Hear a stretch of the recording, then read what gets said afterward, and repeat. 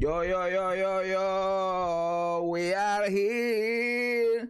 What do people say? How are you guys doing, baby? I breathe in the atmosphere. How are you guys doing, papi? I hope you guys are doing fucking awesome, man. Obviously, we have the patch notes right here, baby. I have an insane fucking headache. Let me find my headache pills. Where the fuck is this shit? This is not for headaches. This one is for headaches. I see you, Willie, Meteor, Rizzo, Blackjack, Little Tattoo, Argus Plexus, Facooks. How are you guys doing, baby? Dude, do you work at GG? They gave us red swap. I don't believe you. You are doing two things. One, spoiling me. Second, baiting me. Fucking with me. But I did think that there was a possibility they giving us red swap with runes. They did it with runes.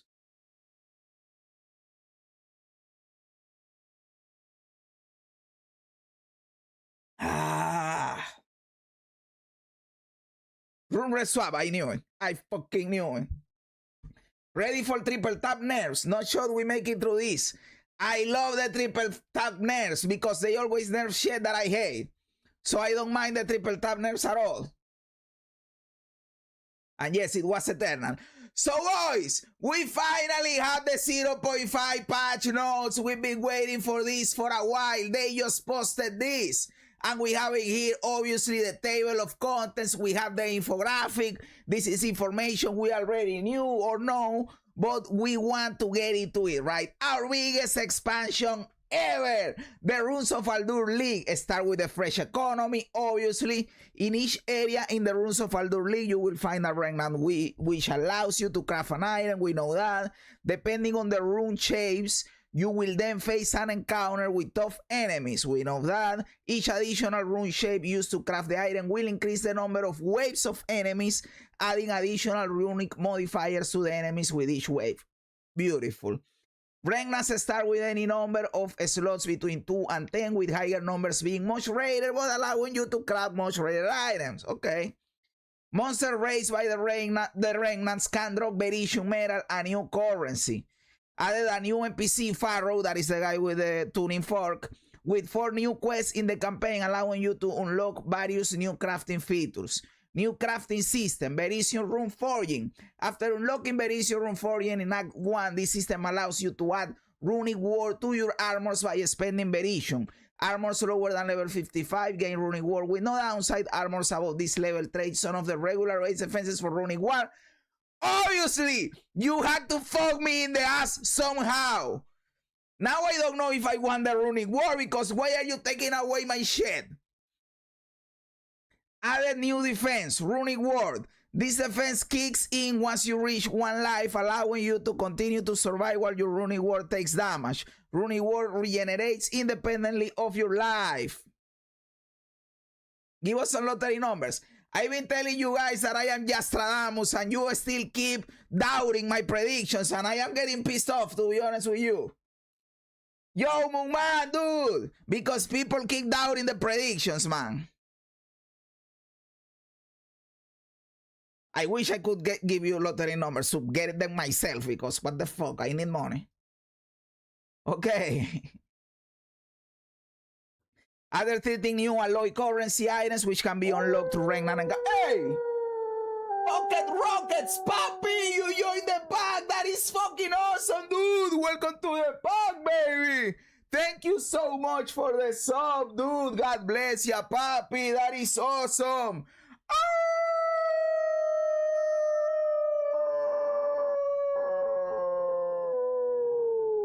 Thank you so much, brother! Thank you! My mom right there saying thank you. And she howled with me as well. Yo, si grew a lot, papi! Okay, other 13 new alloy currency items which can be unlocked through Regnant encounters after completing Pharaoh's quest in Act 2.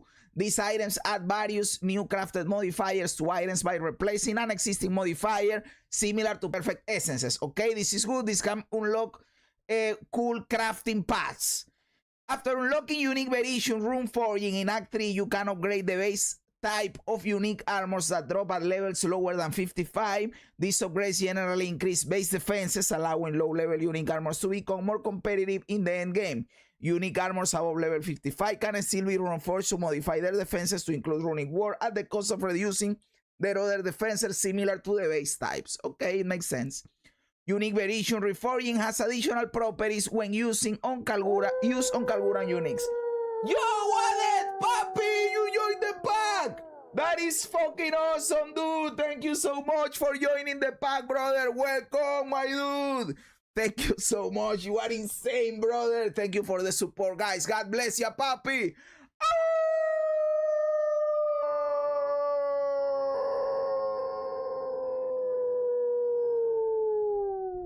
Thank you so much, dude. Thank you. My mom right there. When you see the light come on in the cam, it is because the light is entering from the outside when she opens the door to come howling.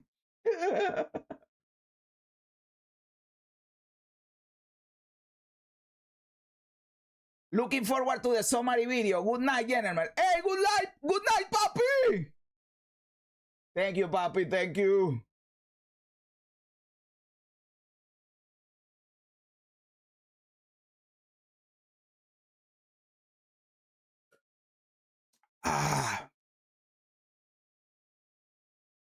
But I also saw that you can upgrade Esomite uniques. It was not only Kalgurans, or did they fuck with us when they said the Esomite uniques can also be upgraded somehow? Other 13 ancient runes which can be unlocked to be crafted by Regnant encounters after completing Pharaoh's quest in Act 4. These runes have powerful bonuses specific to each weapon type. Added 13 mythical early game runes that can be crafted from Regnant encounters to provide significant boosts to level 15 plus characters. Maybe that is like for twink leveling or something, I don't know. Added 3 fluxes which can be crafted from Regnant to transfer the resistances on your items from one element to another. Who is the boss in this chat? Jazzarus!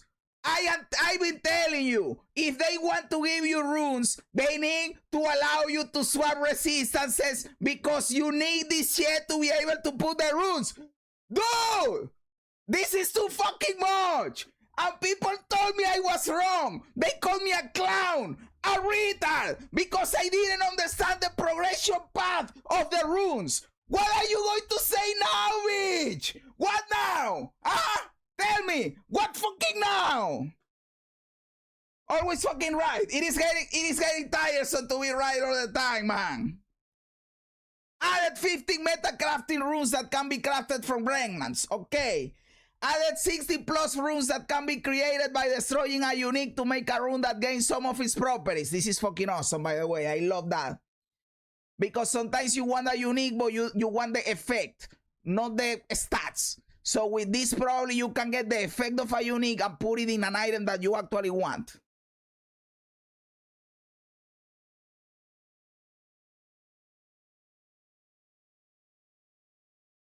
How deep into Hades did they nerf Comet? We don't know yet. We are going to get there at some point. They did say that. Maybe they are considering Esomite as Kalguran there. Probably. Yo, tier, yeah, papi, hola. Yo, boy, baby, hola. Okay. Added 15 plus runic ward runes that can be crafted from Regnants, adding or modifying properties related to runic ward.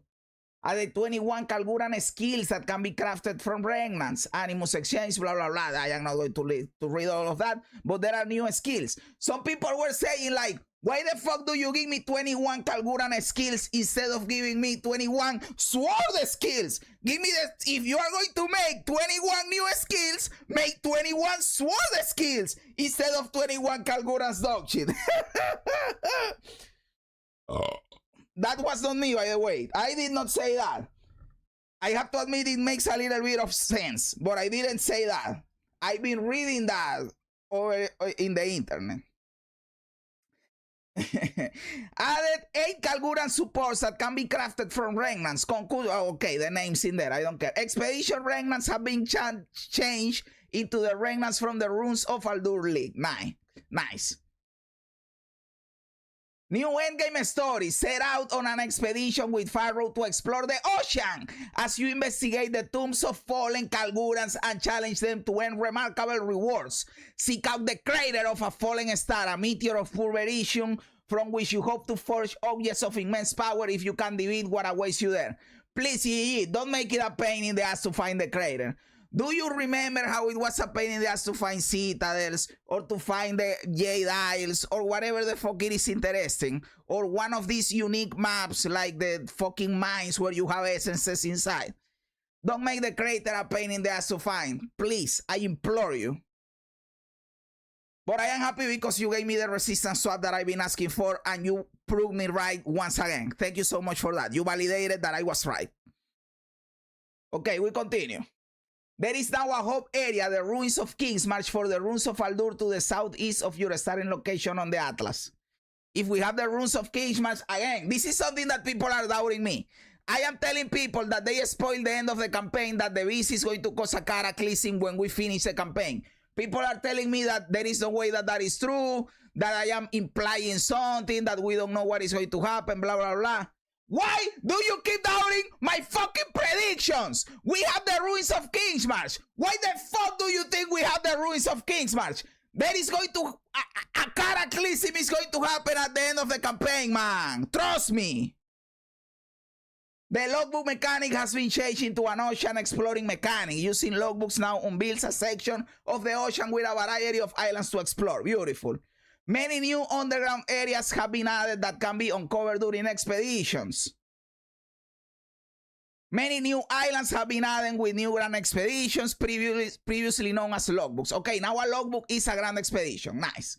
Medved, Borana, and Utrecht join Olrod as the 4 faction leaders available to fight on new islands that you can discover in the ocean.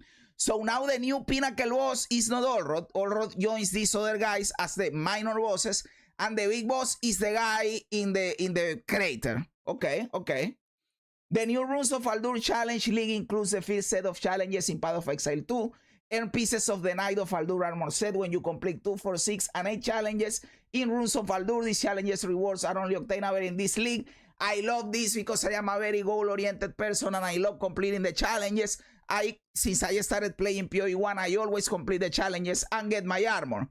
So I've been waiting for this to be added to PoE 2. And for the people that don't play PoE 1, be grateful that they are only giving you 8 challenges, by the way, that you only need to complete 8. Because in PoE 1, you need to complete 36 challenges to get your armor, by the way. Maybe these challenges are harder to complete. I don't know. From the first challenge onwards, and for every challenge after that, you will receive pieces of the Runes of Aldur Torrent decoration to display in your hideout. The Torrent Pole permanently showcases how many of the Runes of Aldur challenges you completed during the league. I am going for the whole thing so that 10 years from now, my hideout is full with every single full Torrent, like a big dick motherfucker. All of your old characters from the early access launch are still present, but a free passive 3 refund has been granted due to the changes, okay? We will highly encourage you to join the new leagues to fully take in the changes we made with the 0.5 update, obviously. With 0.5, there are standard, hardcore, and solo self-found variations of the Runes of Aldur, or obviously, the hardcore variations are parented to their standard Runes of Aldur equivalent, meaning if you die in hardcore runes, you continue in the standard runes. That is beautiful. Love it. It is obvious that it's doing the cataclysm, and now anyone saying otherwise is copying hard as fuck. God bless, yes. Yo, Kaya, God bless you. Thank you for stopping by, baby. This patch has been coming back to PoE 2. Looks good. It looks beautiful. It's nerf patch. We are going to get to the nerfs. Bro, almost all the new skills are attached to the uniques and they keep making really bad balancing choices. That is something that I think needs to improve somehow, that all the cool abilities, they are attaching them to the uniques. But they are also doing something like what we read in here, that they are giving you the ability with a rune or with something to extract the unique power from a unique. They should give you the ability to extract the unique ability from a unique and transform it into a gem so you can use it without the unique, because Motherfucker, there are many skills that are cool, but to use a skill, I have to use a dog shit unique. I hope they don't want me to clear 500 maps while doing a handstand, please. Yo, you papi, how you doing, dude? The Atlas now has fixed points of interest at the specific locations, giving you distinct objectives. We knew that. All link mechanics on the Atlas now have quests that introduce a mechanic. Beautiful. All Pinnacle bosses now have quest versions that can be accessed deterministically. By the way, this was not only something that the game needed and that I wanted implemented in the game and I suggested, but also something that I predicted in my video where I told you 5 predictions about the new league. I told you this was coming. So this one of my predictions that also came true. Motherfucker, ya trabamos. Okay, added 30 new endgame map areas. That is fucking beautiful. Origins of Divinity. The endgame overhaul. New endgame storyline. The Cataclysm of the Beast has invoked an ancient protocol designed to scour. They are repeating it here again, by the way. The Cataclysm of the Beast. No, yes, but you don't understand. That is because of blah, blah, blah, blah, blah, blah, blah. That is the end of the campaign, bitch. Designed to scour for and purge corruption should it ever take hold to this degree. Traverse the Atlas to enter the fortress and activate the gates. Obtain the keys to reach the ancient precursor weapons and disarm them. Nice. On completion of your first tower, a fortress will rise from the earth. Maps inside the fortress grant 1 or more passive points for the Atlas passive tree. This entirely replaces the previous method of gaining Atlas points. Beautiful, because the previous one was dog shit. The Atlas tree has been significantly expanded with over 300 nodes. After completing all the maps inside the fortress, you will gain enough passive points to fully allocate the Atlas tree. As the entire Atlas tree can be fully allocated, there is no need to allow specialization for it anymore. Multi-choice nodes on the tree can be changed between options at any time. This is beautiful. No need to waste gold changing the points. Many maps in the fortress have ancient modifiers that add or modify the contents of the map. Any maps with modifiers that add secondary content to a map also implicitly add that content to the map as well. Okay. Added 40 plus ancient modifiers. Added 3 gateway maps with 2 new bosses that can be used to access different sections of the fortress. New precursor tower maps have been added outside the fortress. The Burning Monolith, along with Arbiter of Ash, has been moved into the fortress. Quest versions of the Crisis fragments have been added to 2 Enigma chambers inside the fortress. Added 2 new Citadel maps with 2 new bosses that drop keys to the new Pinnacle boss. Added Arbiter of Divinity Pinnacle boss. Maps in the fortress can be alternatively completed by killing the Arbiter of Divinity 5 times to complete different sections of the fortress automatically in order to gain Atlas 3 points. People that scale ultra hard and fast and don't want to do all the maps will do this and they get all the Atlas points. Easy as that. Or maybe you even have completed some Atlas points, but to finish off your tree, you complete at the end, you know? Like maybe you get like 70% of the way by doing maps and then the other 30% you knock it out with the Arbiter of Divinity. I want to use the Breeze Boss shield, but if unique is guard, will be sad. Exactly. I think the same, boy.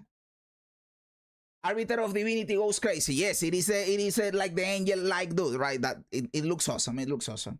Masters of the Atlas. I love this, by the way. Alongside the Atlas 3, a new system called Masters of the Atlas introduces ascendancy style progression for the endgame. Players can align with different masters such as Yado of the Order of the Jinn or the Monster Hunter Hilda, each offering unique asymmetric bonuses that can be swapped between maps at will, enabling build-defining bonuses. Each master has 12 nodes, of which 4 can be selected at the same time. You can change your selection at any time. All 3 masters can be allocated at the same time with quick select button to change between each master before you run a map. Beautiful. Unlock each row of 3 nodes by performing missions for the masters. New Atlas Master, Doriani Science questline is unlocked by clearing a corruption nexus. So the corruption chat still exists. I think this is still good that the corruption still exists, because when you clean the corruption, you get the fracture shed, so you can get a fracturer by doing the Immure Fury or whatever the fuck it is called. New Atlas Master, Hilda's hunting questline is unlocked by visiting Hilda's campsite slightly southwest of your starting location on the Atlas. And New Atlas Master, Jado's Spycraft questline is unlocked by completing an anomaly map near the starting location. Okay, beautiful.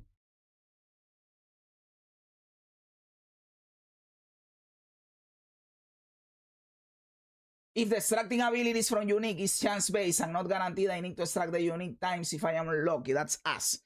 I don't know if the extracting the abilities exists. I know that the extracting the unique effect exists. I am just hoping there is a way of extracting the ability. That would be awesome, right? So that you don't have to have a dog shit unique. Hey, yo, you no longer need to visit the Halani Gates in order to access the Traitor's Passage if you have already freed Rizzo. That is fucking awesome because sometimes you don't do the shit and then you waste time going again and doing all that shit. But that doesn't fix the plot hole, Art. That doesn't fix the plot hole. Yo, Memo Papi, how you doing, baby? I was going to write, to send you a message, Memo, like, dude, where have you been? How are you doing? And all of that, you know. No, you are not late. We just started out. Yo, Gladly Sad, Papi!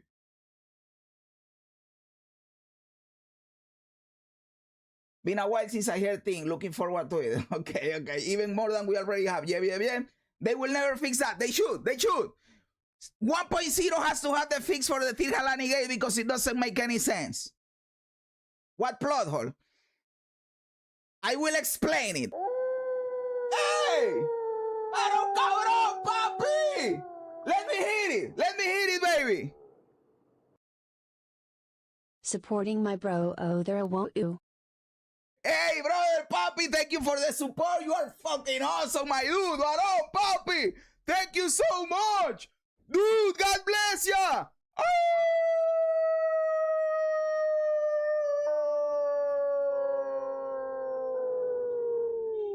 Thank you so much, brother. Thank you. My mom right there.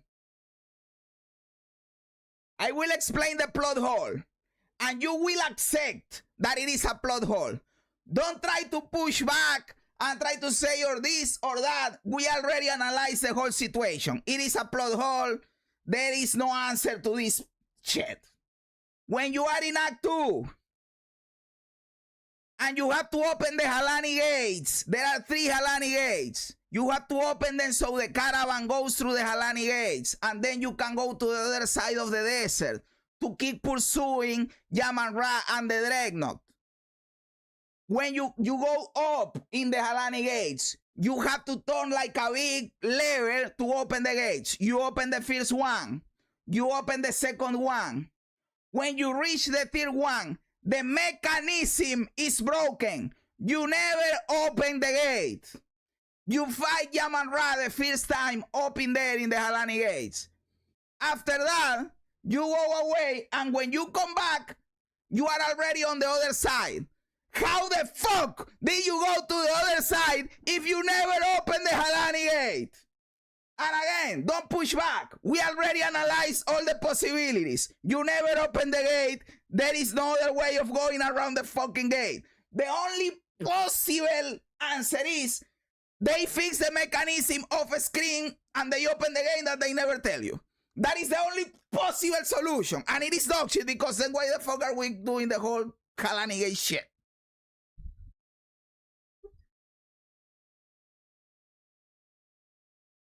It is a plot hole. Why am I in the other side if I never open the gate?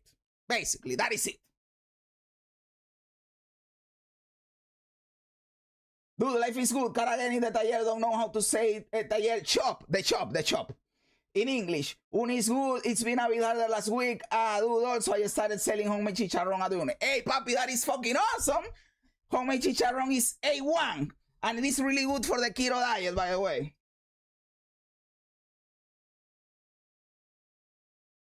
Yo, this is Frank, papi. How are you doing, dude?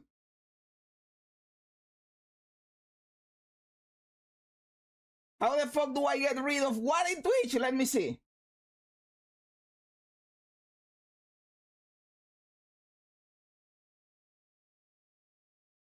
Why is my chat fucked? Give me a second. Oh, 70B is fucking your ass. You have to uninstall the extension from the browser, right? I think that the 70B is also fucking my shit. I am pretty sure.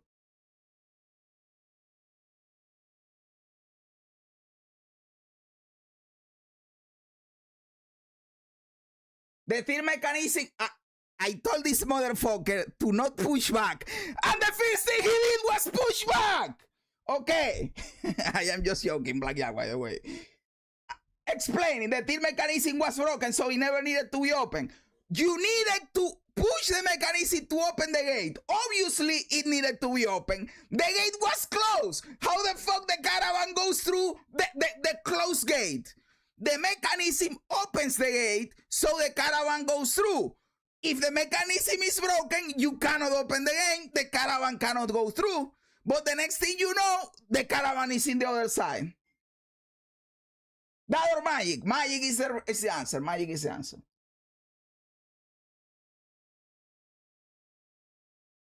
Let's continue. Let's continue. Just know there is a fucking plot hole in the Tirhalani gate. And Art and me have been pushing for this shit since 0.1. One day they will need to fix it. The Delirium, new storyline. An ancient trickster god has been unleashed. By the way, I want to fight him personally because we do the simulacrum and all of this. And he's starting then laughing at us. But we never actually fight him. I want to fight that motherfucker. Spreading madness across Rayclass. Do you dare to uncover his origins and confront your darkest fears? See the Delirium for more details. Okay.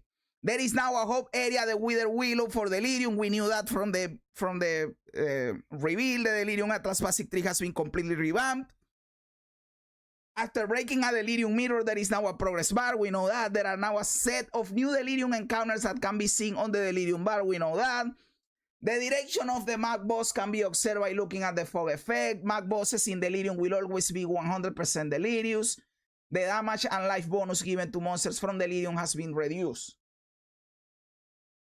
Added 5 new elite Delirium monsters. That is beautiful. Added a new sub area, the Loathsome Mire. That looks cool. The Loathsome Mire drops 2 new amulet based types that grant 2 instill notables at the cost of either -1 suffix or -1 prefix. That looks cool. Liquid emotions can now be used to craft additional mods on Yules. This works similarly to greater essences, each having a set of specific mods that will replace a random existing mod on the item. Completing Delirium Mirrors now has a chance to spawn Grand Mirrors on the Atlas on a nearby map. Grand Mirrors create a duplicate of the map boss in the affected map. Killing both map bosses will unlock a new Atlas mechanic, the Trial of Madness. Brother, these are steps over steps over steps. What the fuck? After triggering the Trial of Madness, fog will spread from a map of your choosing on the Atlas, including a locked simulacrum.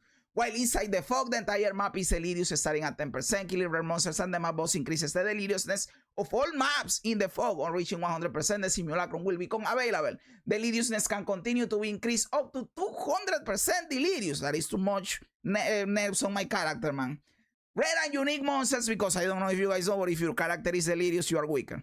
Rare and unique monsters in Delirious maps have a set of new Delirious modifiers, giving them strange new abilities. Nice.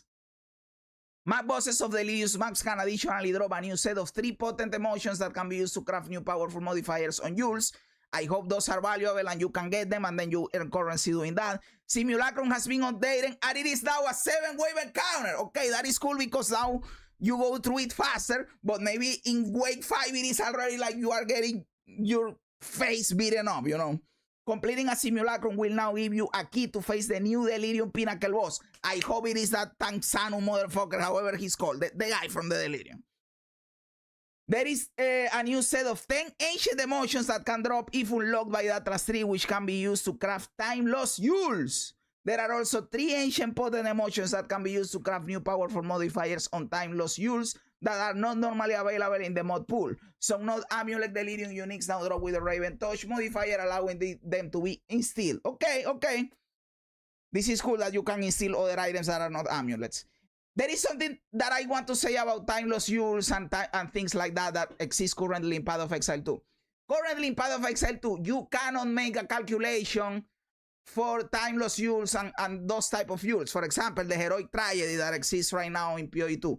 In PoE 1, there is a calculator. Time-lost Yules calculator.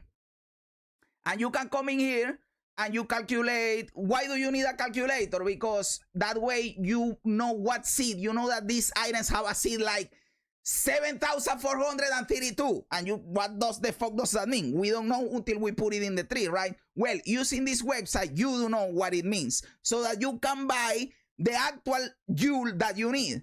This only work in PoE1 because PoE2 is hiding the fucking math or the modifier or the API to be able to calculate that. Brother, these Yules are dog shit. Allow me to calculate my fucking Yule or remove them for the game, because how the fuck am I going to buy a Yule with a random number that doesn't benefit my character at all? Allow me to figure out this shit, brother. I've been pissed off about this in 0.2, by the way.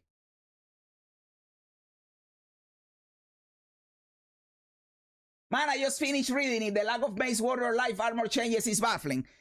I knew that was going to happen, look, papi. It is like, at this point, it is something that we know. We know it is coming, that they are not going to do anything about that. Yo, incredibly evil, papi. Yo, TH23, Rolling Slam got nerf. I am going to be pissed off because Rolling Slam was dog shit. It was already dog shit. Why do you need to nerf it, papi?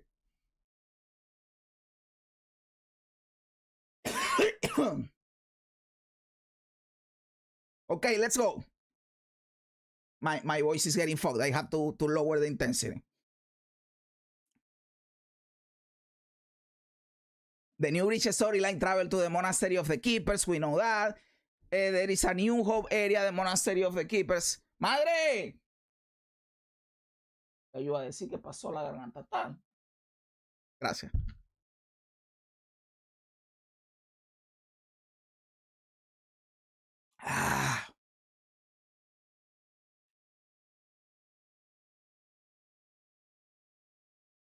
There is a new hub area, the Monastery of the Keepers. The bridge at Pacific Tree has been completely revamped. Starting a bridge now shows a progress bar. Reaching 100% on this bar will begin a new mechanic, a stabilized bridge. If you play PoE1, you already know how this works. If you didn't play PoE1, know that this was implemented 2 leagues ago in PoE1, and we kind of know how it works. Added new boss to a stabilized bridge, broom, even the same boss. Added new crafting system, the Genesis 3. I love the Genesis 3. It will be a little bit different, but similar. The Genesis 3 allows consuming of wound gifts and high block to create rings, amulets, belts, and currency.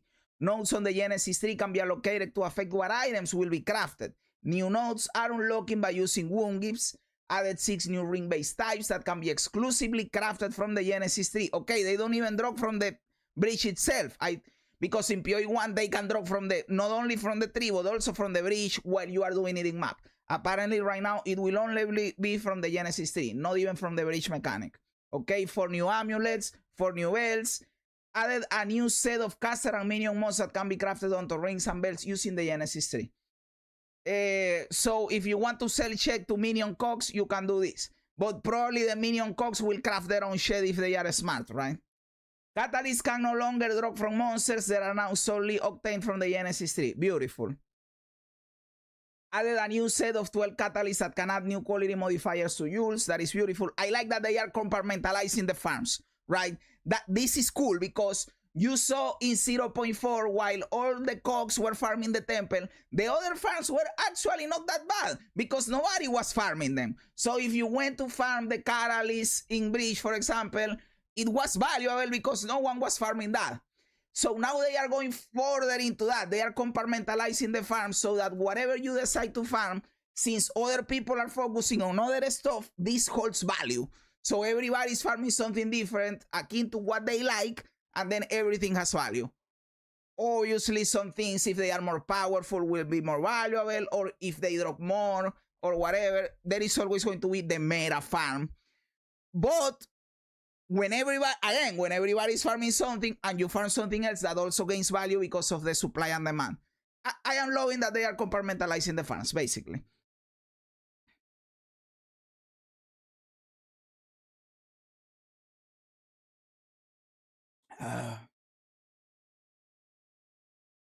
Let me see what you guys have been saying. Don't tell me that the fucking Deadeye is a shit because I hate the Deadeye.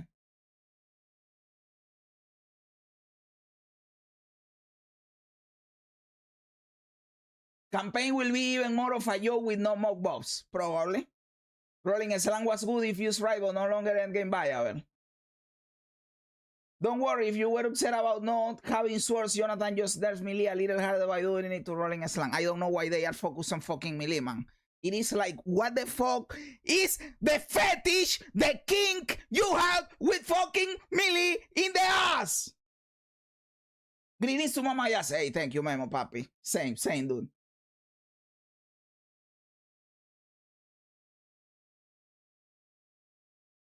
Rolling a salami is kind of adjusted, not really neff. I'm still going to feel like shit pressing that button.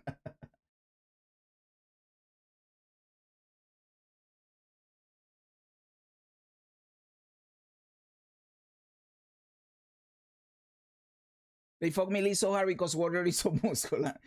Then Tempest really huge buff, so they're trying to force us to use monk melee. Do you think you will still play the new Hunter some? I will start with the roulette, right? And after that, I will decide if I want to play the Hunters or the Martial Arts or the whole Warrior. It depends on how the league is shaping up at that point, right?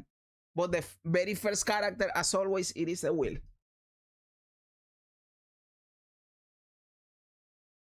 Okay, where was I? Killing monsters in a bridge now drops high blood and Woungies and Bridgestone Splinters, obviously. Bridgestone Splinters turn into an special Woungies when fully stacked. New bridge domains now spawn on the Atlas using a Bridgestone will reveal the maps inside the domain, allowing you to enter them. Maps inside the bridge domain contain a new encounter, bridge hives, sky hubs, and sky fortresses. I love those. I know there are people that hate them, but I think they are cool because they incentivize a type of build that is not focused on being fast, but on being tanky and hitting hard. So like specializing in this type of content is different. I love it. Bridge hives have a series of walls that can be burned. Yes, sky hubs are a new area in which the bridge lords have constructed fortresses that you will need to assail. Fortresses are a new area with a new pair of bosses, Tool and Edge. Defeating Tool and Edge will give you a key to access the existing bridge pinnacle boss. Ritual, new storyline. A wife lingers as a redless spirit. That is the wife of the druid, by the way. Bound to the wildwood and searching for one who might answer her call. There is a new hub area, Caer Tarth, to the west of your starting location of the Atlas. The maps around this location all contain ritual encounters. The Ritual Atlas Passing Tree has been completely revamped. After completing a ritual altar encounter in a map, Locus will point the way to the next altar. All items in the ending ritual reward screen are now either uniques or omens. Beautiful. Now make omens don't be so rare. This is another thing that I've been asking for since 0.1. The fucking crafting omens to not be so rare. And I think they are probably delivering with this patch, but let's see what happens. Like for the people that focus on farming ritual hard, maybe they will find a lot of omens. Any tribute not spent on rewards can now be sacrificed to gain an audience with the king. Killing the king in the mix now drops a new key, the head of the king. This key can be used in Caer Tarth to begin the Ride of the Nameless. The Ride of the Nameless is a new Atlas mechanic in which you choose a series of 5 maps to complete a single continuous ritual. The monsters from each ritual, include the map boss, will reappear in each map in the sequence, making for a very challenging encounter. The unique bosses from each map will only appear in the final ritual of each map. Like, conceptually, I am loving that you have all these axes of progress and you need to do this and this connects with this and this connects with that. But I am telling you right now, a lot of people are going to say, why do I need to do so much shit to do this shit, right? Like, to be able to fight this dude, I have to fight all these dudes and do this and do the ritual and do X maps and do this. Just let me fight the dude, brother. People are going to complain about that, let me tell you. I might be one of those people, but I have to play it, right? See how it is in practice. In concept, it looks cool.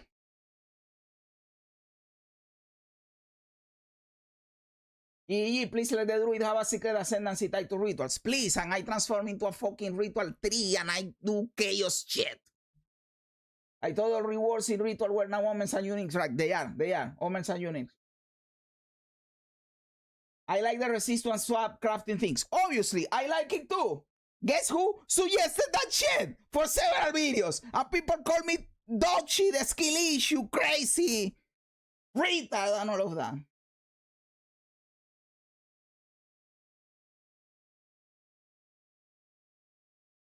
So do we mean the raider omens over just the common ones? Exactly. I hope that since now they are only showing omens and uniques, the rare omens appear more often, right?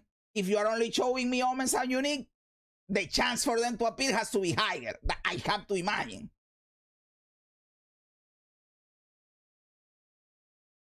Six fucking mob bosses in a rituals is very, very risky. Yep. You have to eat shit 6 times to eat a donut at the end. That is exactly what I'm saying that people are going to complain about. There is reswaps now. Yes, it is. Yes, it is. I've been asking for that shit for a while.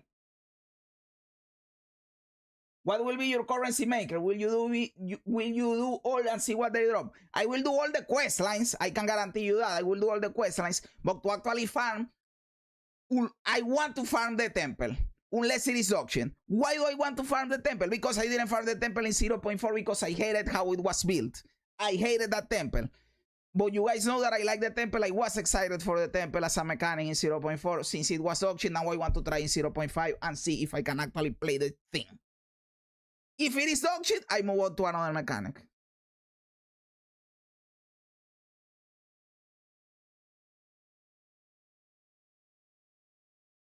Okay, while choosing maps for the Rite of the Nameless, each map after the first skill will contain extra modifiers which affect the difficulty and rewards of the rituals during the rite. Each map in the Rite of the Nameless awards one element of the key used to access the ritual pinnacle boss. Added the new boss, the Queen in the Mist, available after allocating a specific node on the Atlas tree. This boss can drop 3 new corrupted idols. Please don't be the wife of the druid. I am already seeing that the Queen in the Mist is the fucking wife of the druid. She becomes the... No, I want the wife of the druid to be cool.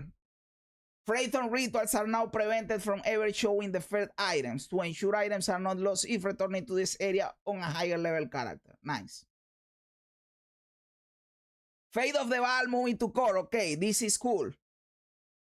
We already knew a lot of these from the post that they shared, but let's see what it says in here. Fate of the Baal being added to the core game. There is now one Atlas Basic tree for this. Axiris Temple can now be found on the Atlas to the north.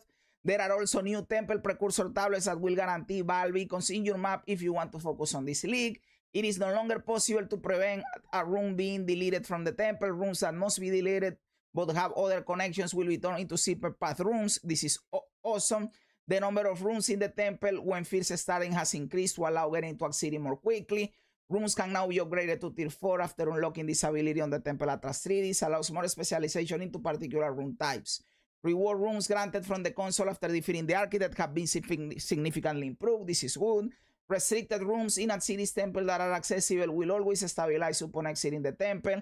Axiris Temple medallions now have their drop rate scale with the number of paths in the temple. Room-based medallions can no longer be used inside of an active temple. Room-based medallions now display upgrade information when hover. Medallions now output descriptive error messages when they cannot be placed. Thank you. The default maximum number of energized crystals you can store has been increased to 60, and the maximum number of medallions to 6. Beautiful. The monster level of the temple now factors in the level of the areas where the crystal used to open it were obtained. This is beautiful, so nobody does something like the Colton Tech, right? The Corruption Chamber temple bonuses have been updated to add monster modifiers chance instead of additional monster modifiers. Portals created in the Temple of Atsiris now create a corresponding portal in the parent Baal ruins for ease of access. Baal beacons now show a grayed out icon on the minimap when completed. Thank you.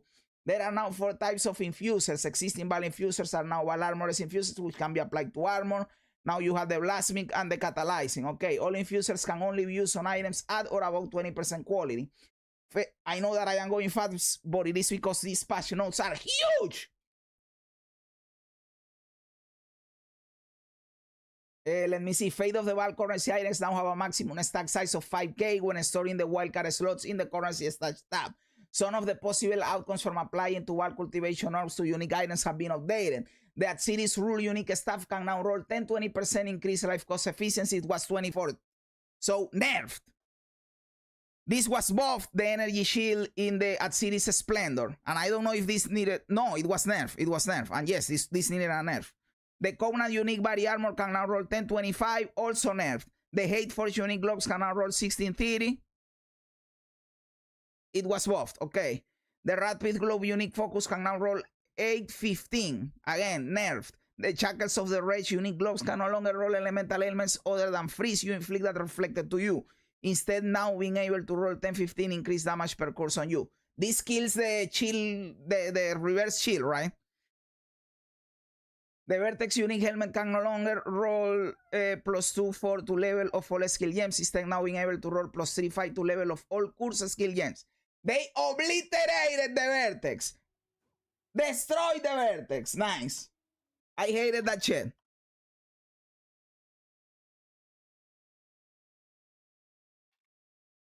The Abyss doesn't have that many changes because the Abyss is good. Let's be honest in here. There are now large Abyss cracks on the Atlas. The Abyss Atlas 3 has been revamped with many new nodes and changes to existing nodes.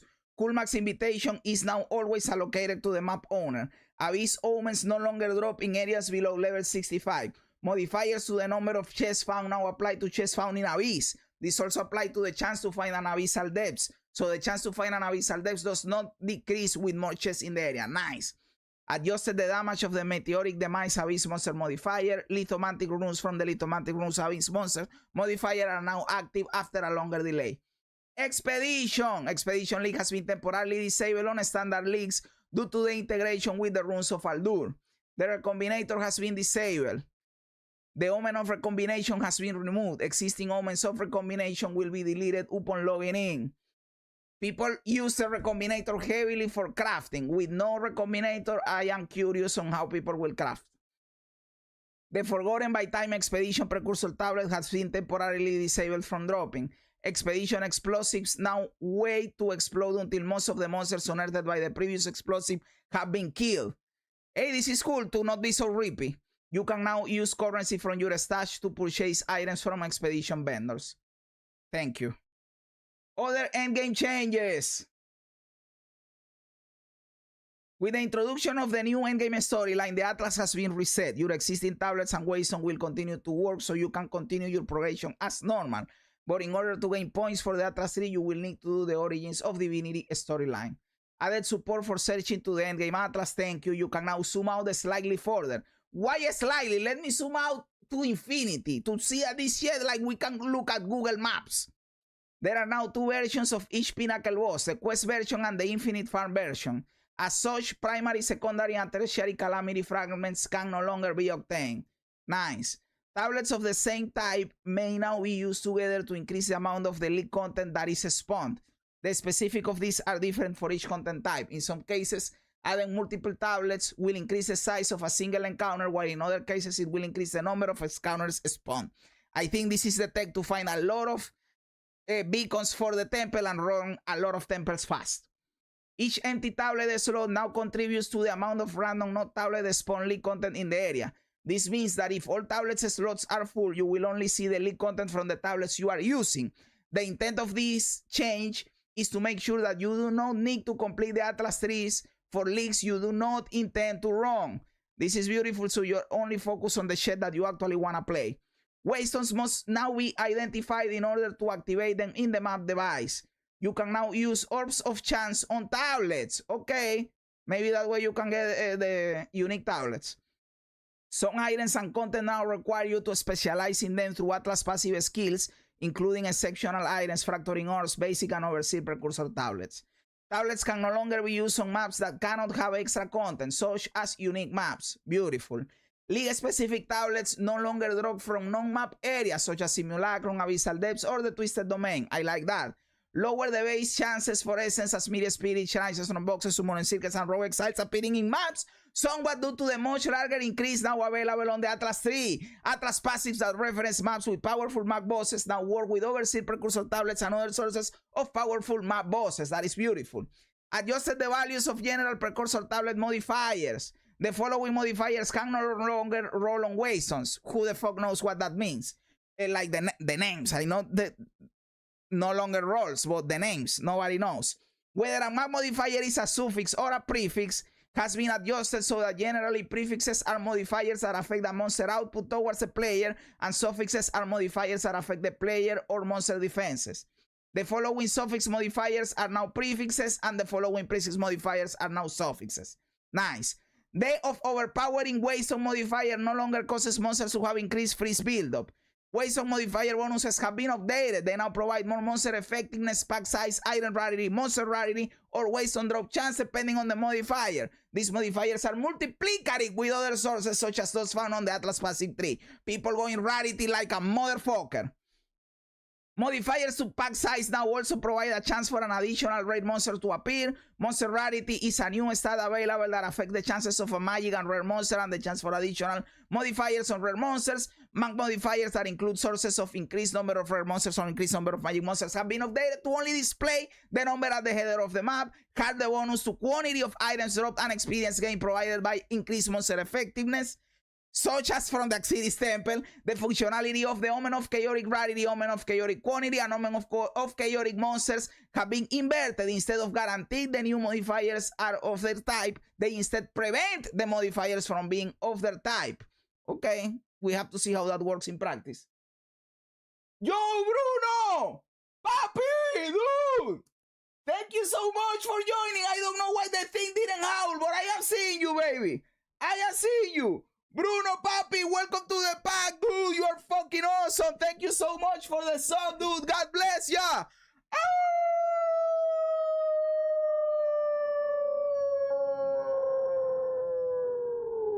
Thank you so much, dude. Thank you. My mom right there howling with me.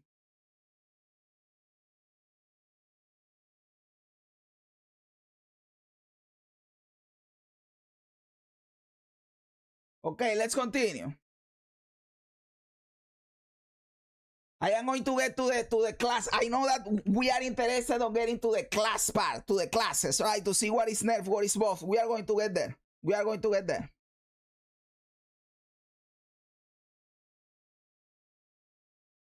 Let me see. Up to 3 of the above omens may be used simultaneously. Half the damage as extra buffs granted from the following shrines. Completion of fixed locations on the Atlas is now shared. With the addition of more varied content on the Atlas map, the size of content indicators has been increased. Waystones have received new art.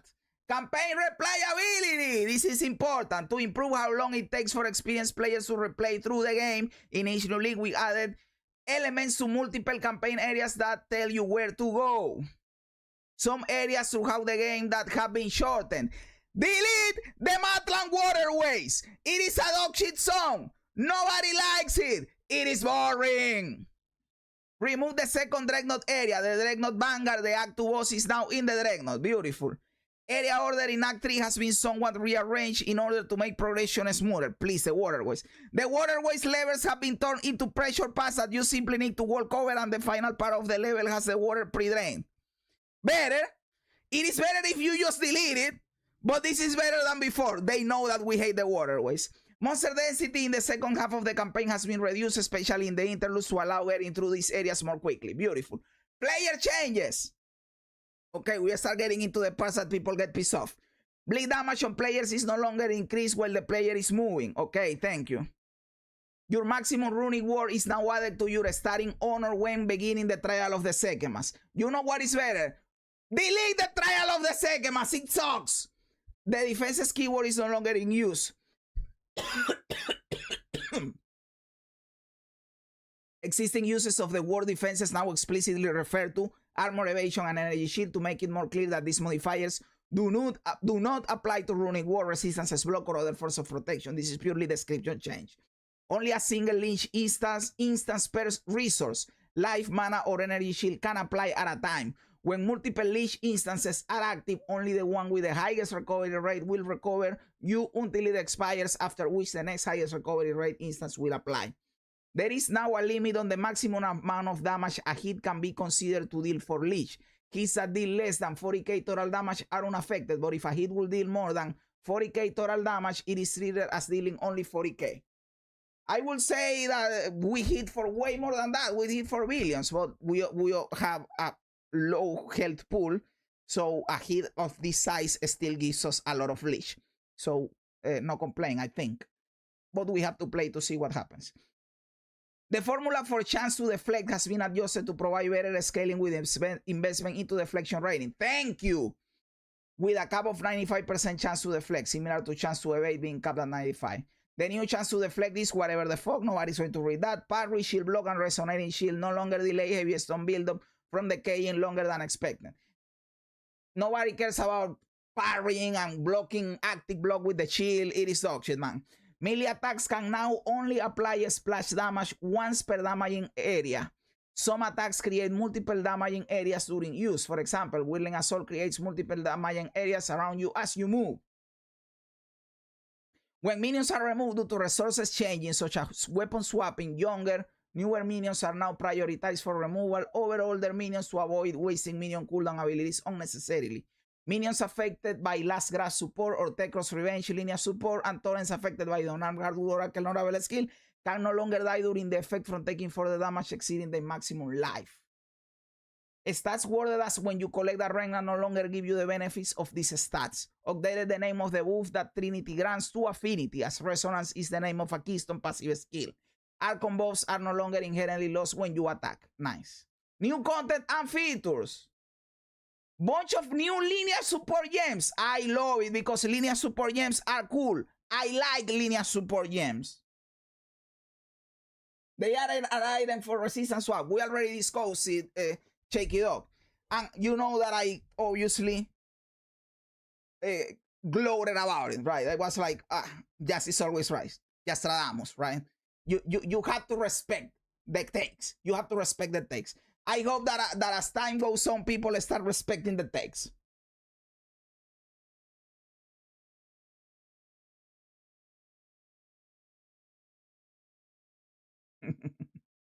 Okay, introduce the new martial artist ascendancy for the monk. Introduce the new spirit walker ascendancy for the huntress. I want to play the spirit walker, man, but the roulette can give me whatever dog shit they want. Bunch of unique items as well. There is a mage flood. There is a mage flood. By the way, I also made a video saying that they should add the mage flood. Like, motherfucker. Dude, how many times? Let me see if another of the items that I said that it should be added is added. Split personality is Ayul, right? I think it is Ayul.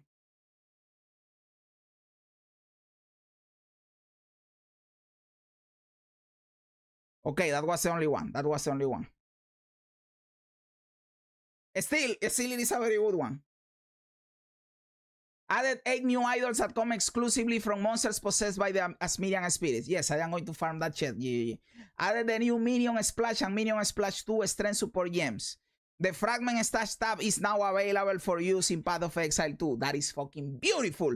I already have it from PoE 1. If you don't have it, I recommend you get it because it is a great tab. To be honest, it is very helpful. It can hold your fragments, and I am not saying like, oh, give money to G. I am telling you that it is honestly very helpful for playing the game, right? It is cool to have it. It can hold your fragments, inscribed ultimatums, and various, as well as tablets. If you previously purchased one in Path of Exile, it will automatically be made available to you. Nice. Added support for build guides. Remember to always paywall your build guides.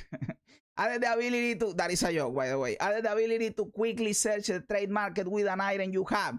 Shift-Alt clicking on an item will populate the filters. I wanted this. This is beautiful. I wanted this feature for the longest time. Thank you for giving me this. Yeah. In party play, you can now quickly revive any fallen party members after defeating the boss. Fuck party play. It shouldn't exist. You can now skip dialogue sequences with NPCs by pressing escape. Thank you for that. Added a reforging bench to the entrance of the Trial of the Sekemas. Again, who cares about suck my ass? Nuke it! Continue to incrementally improve the sound art that affects our environments. Obviously, beautiful. Ascendancy changes. Okay, this is the part that people like. This is the part that people like. Acolyte of Chayula. People think, hey, the Chalupa needs a fucking big buff. Chalupa needs a buff. Let's see. The Into the Breach skill granted by the Waking Dream. Notable passive skill now grants Leech 20% of your maximum life to you when collecting a red flame of Chayula. Previously 50%. This changes everything. In the thumbnail, this changes everything. Acolyte of Chalupa. It changes nothing. It still sucks. And leech 20% of your maximum mana to you when collecting a blue flame of Chayula. Previously 15. Yes, the 5% is going to make Chalupa viable. Yeah. The wording of the Into the Breach skill has also been updated to clarify behavior ranges related to flames of Chalupa. Into the Breach now applies modifiers to Remnant peak of range to the range at which flames of Chayula can be seen. This is purely a visual change. Still auction. Still auction. Blood Mage. Why in the fuck am I only seeing one line for the Blood Mage? I have not even read it. But shouldn't there be multiple lines for the Blood Mage that is the most OP class in the game? May I show you? Allow me to show you what is going on in the game currently. The Blood Mage is the most played class because it is OP as fuck. Okay. The Vitality side from notable passive skill now grants 20% of spell damage Lich's life.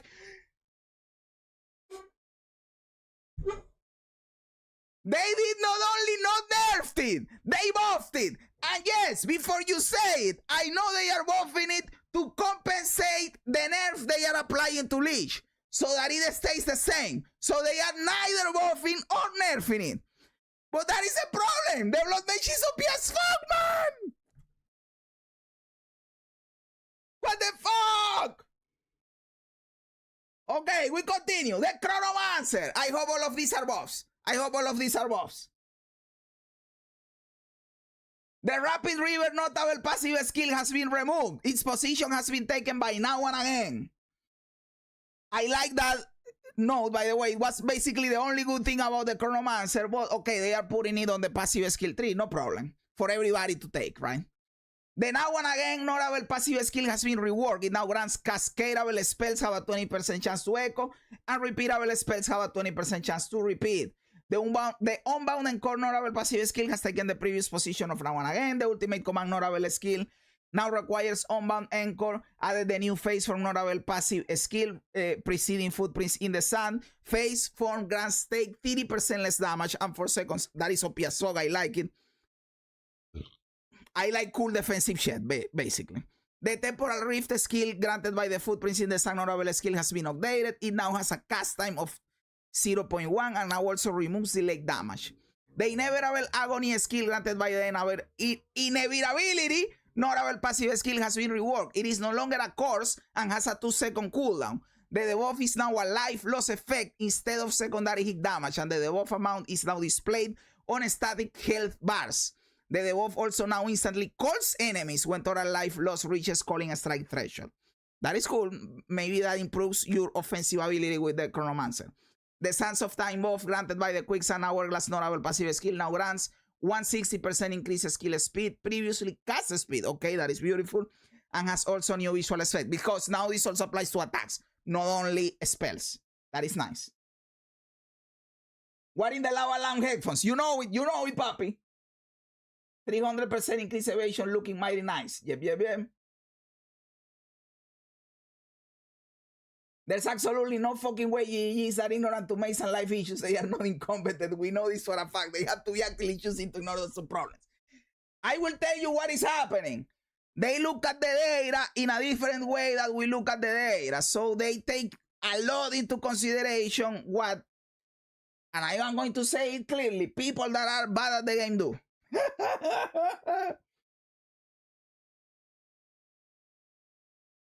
Yanlin Legionnaire, let's go. The Crystalline Potential notable passive skill has been removed. Added a new notable passive skill, Essence of Virtue. This grants a Virtus Barrier skill which, while active, conjures a glittering barrier that accumulates protecting gemstones modes of each attribute type over time, but loses a random mode when you are hit. The Advanced Thaumaturgy notable passive skill no longer grants a thaumaturgical dynamism skill. It instead now grants gem quality, grants socketed skills, and additional effect. All gems in the game now have an additional quality stat that can be seen while holding Alt on the gem after picking this notable. GG going insane with the amount of work. Now every time they add a new skill, they have to think about this. Crazy, man. Pathfinder. By the way, these are good changes, but I don't know if they are enough to bring the Yanlin Legionnaire up to speed. But I don't think they are bad changes at all. Pathfinder, the Overwhelming Toxicity notable passive skill now grants 50% less poison duration, previously 35%. So that is a nerf, basically. The Running Assault notable passive skill now grants 30% less movement speed penalty from using skills while moving. This is a buff. Okay, a nerf and a buff, not a big deal. We are okay with the Pathfinder. And the Pathfinder was pretty good too. You can see that the Pathfinder was in here at the 3rd position. But I don't consider that it was OP. It was popular, it was good, it was fun, it was cool. Not OP as fuck. The Witch Hunter. The Witch Hunter Obsessive Rituals now grants 50% less armor and evasion rating. Previously 35%. I hate that shit. I had a character like this, a Witch Hunter, in the 2nd Wind Private League in 0.4. And I used the Obsessive Rituals and it was pretty good. I liked it. Why are you nerfing this shit? Yes, it was very tanky. It was very tanky. But it didn't need a nerf. It didn't need a nerf, man. I am hating this shit. I am hating. Why do you need to nerf the Witch Hunter? Why the fuck? Is the Witch Hunter OP as fuck? No, it is not. It is not. Look, all over here. And yes, I know that if you pick the Witch Hunter, every Witch Hunter was using that. Obsessive Rituals. Obviously, because you need it to survive in this game where everything kills you. And you are nerfing the only good shit it has. Nah, man, come on. And those are all the changes to the ascendancies. Okay, I know that Mark said that they are not focusing that much on balance in this patch because they work with the end game and the balance will be later. I get it, man. I get it. But this is like, these are all the changes for ascendancies. That is it. By the way, people said that they should nerf the Oracle because it was OP as fuck. And although the Oracle is at the moment my favorite ascendancy, I'm okay that they didn't nerf it. Okay, cool, cool. I do think it needed somewhat of a nerf. But let's continue. I am unbelievably excited for Face Breakers. They destroyed instant leech bot, added 40% damage buff while leeching. Comet barely merged and looks like they didn't touch cast on skills.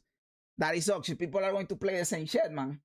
People, they want to start crafting. You come in here, you look at what people with the blood mage are doing, and start crafting items for this build.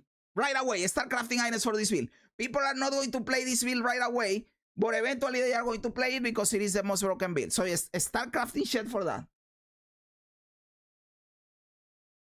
I didn't say anything. I really don't care that much about the recombinators being away. I have to think that there are going to be alternative ways of crafting shit. Maybe not as easy as with the recombinator, but people always figure it out.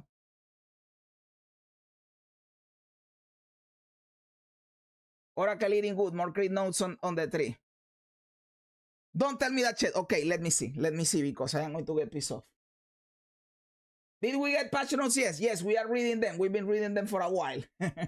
How you doing, Yomi, by the way? Added 19 new companion thing passive skills to the passive tree. I like that because we want companion stuff. Adding nine new life recover speed. We wanted that because of the whole Chronomancer rework, right? Added a new Archon of Undead closer to the new Witch Sorceress area. The Ancestral Bond Keystone passive skill now causes placing totems to have no cost and not require consuming charges to place. Thank you! Consuming charges to place a fucking totem is the most stupid shit I have ever heard in my life. It still causes totem to reserve 75 spirit each. And now double totem limit instead of removing it completely. The Trusted Kinship Keystone passive skill now grants 30% more reservation efficiency of companion skills and 20% less reservation efficiency of non-companion skills.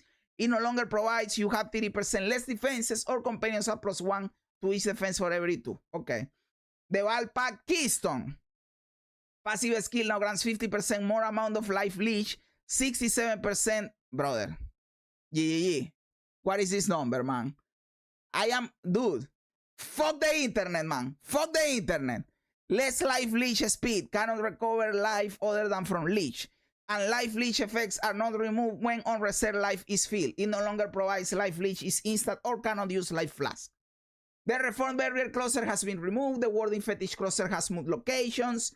The Storm Charge and Breaking Point Closer no longer connects to a Yule socket. The Adamant Recovery, I'll be honest, guys, this is like reading too much. Like, okay, they moved the passive tree a bunch. Maximum Rage. The Cunning Fox notable skill has been replaced with the Quick Fox, which grants 20% increased deflection rating. The Effervescent notable passive skill now grants increased cast speed. They are changing a lot of stuff in the passive tree. I am reading like to see if there is anything that we should talk about. They are nerfing a lot the faster start of energy shield. As you can see, energy shield recharge, max energy shield, faster start of energy shield, faster start of energy shield. And that is good, by the way, because energy shield is OP as fuck. So I am fine with them nerfing it.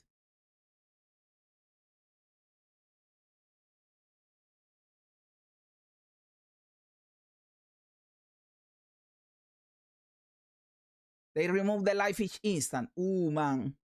Life leech instant.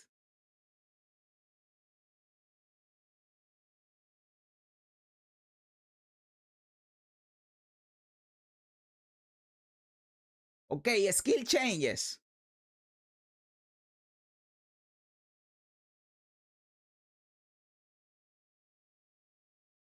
Skills with a fixed number of projectiles, such as glacial lands, can now benefit from effects that cause projectile count modifiers to apply to something else instead. A skill which have a cost of 0 mana now display this cost. This allows players to distinguish between skills like default attacks which do not have a cost at all from those which do have a base cost but with 0 base value. Okay, that is cool. Crossbows ammunition skills now have a base cost of 0 rather than having their cost completely disabled. Ignites inflicted on targets by oil ground that has been ignited can no longer compound. Obviously, they were going to kill that crazy oil ground build, right? All command skills now have a 50% movement speed penalty during skill use, previously 70. Thank you, because it was dog using them. In fact, they shouldn't have a movement speed penalty. I am commanding another dude to do something. Ancestral Warrior Totem no longer has a hidden second delay between skill uses. That was stupid. Bone Storm no longer has the sustain tag. Okay, Bone Shatter quality now grants increased attack speed. Previously 0-30 increased attack speed. People are going to still use Bone Shatter to go through the map zooming, and that is dog shit. They should fix that. I think that the Bone Shatter tech to go fast in the map is one of the stupidest things I have ever seen in my life. Comment now deals cold damage at gem level 11, previously whatever. They nerfed it a little bit, scaling up to whatever. Fire infused comment now deals whatever, are scaling to whatever. So they nerfed a little bit the damage of the comment. Okay, that is fine. Hold the Weak now can be evaded. Defiance banner. Yes, you have to do something with the banners, because the banners are the worst abilities in the game. Nobody wants to use banners. Instead, this delay is now 50% of the skill's attack time and is described accordingly on the skill. So basically, it's the same shit, but now the torrent appears faster so that it can be killed faster, but it doesn't attack. Okay, so it is still dog shit. Nice. Earthquake Aftershock now deals attack damage, so they buffed it. Nice. Eternal Rage can no longer be activated in specific weapon sets. It is now required to be active in both weapon sets and will fail to activate if this is not possible. Feral Invocation no longer bypasses the cooldown of Soccer skills. Flame Breath now has an energy gain penalty similar to Incinerate. That is dog shit. Incinerate sucks. Also, I understand with the thing with Eternal Rage, because people were abusing this, right? Ghost Dance. The interval between gaining Ghost Shrouds is no longer a duration. It now has modifiers to cooldown. Recovery rate also apply to Ghost Shroud. Gain frequency. It also now has when hit, lose a Ghost Shroud. And regenerate energy shield equal to 2% of your evasion rating per second if you have lost a Ghost Shroud recently. Green Feast. Green Resurrection now has 1 second cooldown. Ice Shards no longer have 25% more freeze buildup. Ice Strike quality now grants increased attack speed. Okay, they buffed it. Lightning Arrow, multiple lightning builds are no longer be able to chain onto the same target. Thank you. Fuck Lightning Arrow. Lunar Blessing. Trigger Moonbeams are no longer considered melee skills. They nerfed my Lunar Blessing, boys. It is not a big deal. It is still going to probably be good. But why are you nerfing my Lunar Blessing? It was not that OP, man.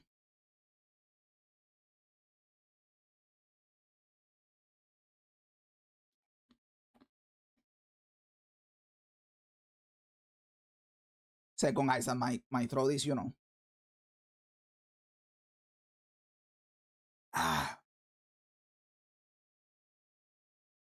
Magma Barrier deals added 5 damage per 15 armor and evasion on shield, previous 6 to 8, so they nerfed it a little bit, not a big deal. Mirage Archer and Mirage that I can now be used with channel skills. Mirror of Refraction now has modifiers to cooldown recovery rate, also apply to mirror appearance frequency. Oil Barrage, mana cost has been reduced. Empower Oil Barrage now has a mana cost per second equivalent to the initial mana cost of Oil Barrage. It deals more damage at all levels. Okay, parry, nobody cares about parry. I am not even going to read that shit. Poison Burst Arrow, poison duration is now 3 seconds at all gen levels. Previously, 3 to 5 seconds at levels 120. Quality now grants 10% more magnitude of poison inflicted instead of 20, so it was nerfed. Pounce! Pounce is a very important ability, one of my favorite abilities. Now has a cooldown of 6 to 5 seconds at gen levels 3 to 20. Previously, 5 to 4. So basically, they gave it a 1 second nerf, not a big deal. Ravenous Swarm now has modifiers to cooldown recovery rate, also apply to swarm spawning frequency. This is good. I wanted this to happen. Nice. Let's hope that it makes it viable, you know. Rend. Fix above where lightning charge Rend was scaling twice with levels. The base damage has been increased to compensate. Lightning charge Rend now deals attack damage at levels blah blah. Okay, I am fine. Resonating Shield now deals blah blah blah. Rolling Magma now changed 3 times at gem level 1. The Wyvern Shed needed lock because Wyvern suck. Let's be honest, guys. Rolling Slam! I don't know if you guys know this, but Rolling Slam was my first ever build in PoE 2. When I created my first character in PoE 2 in 0.1, a Warbringer, my build was a Rolling Slam build. Let's see what they did to Rolling Slam. Now has a +1 second to total attack time. Previously 1.5 seconds. So they made it a little bit faster. But this idea of total attack time is not entirely dog shit, because I understand that you want to preserve legibility and don't get to PoE 1 levels where if you get too much attack speed, you go boom, boom, boom, boom, boom, boom, boom. I understand you want to prevent that. But still 1 second is a lot, man. You can just cap the amount of attack speed, or it cannot go lower than X amount, and it is an actual low amount. But that is a rant for another day. The Field Slam now deals 75 to 272% of attack damage at gen levels 120. Previously, blah, blah, blah. So you nerf the damage. Okay, you improve the attack speed, but you nerf the damage. And the second slam now deals blah, blah, blah instead of blah, blah, blah. So, you gave me attack speed to the Rolling Slam, but you remove the damage. Tell me something. Was fucking Rolling Slam broken before? What's the most played ability? Let me look it up. Rolling Slam. It was a 0.4% ability, bitch. It just needed the buff. Just give it the attack time buff, and that is it. Why do you have to also nerf the damage? Why do you have to keep fucking me in the ass? You cannot give me something nice without fucking me. It was not like this shit was too much damage. This shit was not broken. You didn't need this. Maybe it is better. Maybe it actually feels better because it is faster. But still, it didn't need the nerf, man. And not only a nerf, it is a substantial one. From 735 to 543, so 200%, motherfucker.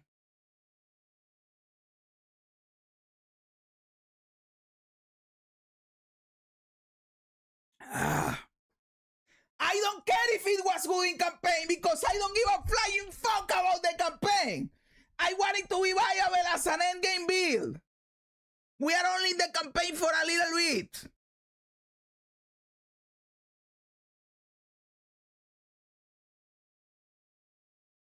Shattering Spy, I don't give a flying fuck about that. Shield Wall, Shred, let me see the Shield Wall. Okay, they nerfed a little bit the Shield Wall, not that big of a deal. Shred, I care about Shred. It is the auto attack from the Wolf. Quality now grants increased attack speed. Okay, they buffed it. They buffed the Wolf. Okay, GGG. Forget everything that I said about Rolling Slam. It was cool. I didn't say shit. You are cool. You know what you are doing, baby. They buffed the Shred from the Wolf. Nice.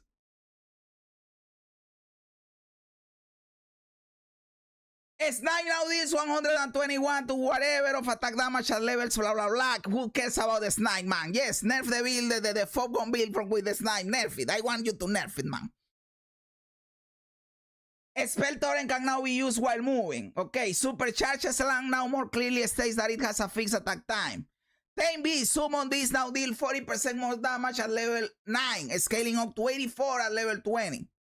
Tempest Spell can now be ancestrally boosted. Toxic Growth now fires 5 pustules. Okay, Toxic Growth needed a nerf. I am fine with that. Trashing Vines updated the description. Time of Need, the interval between blessing is no longer a duration.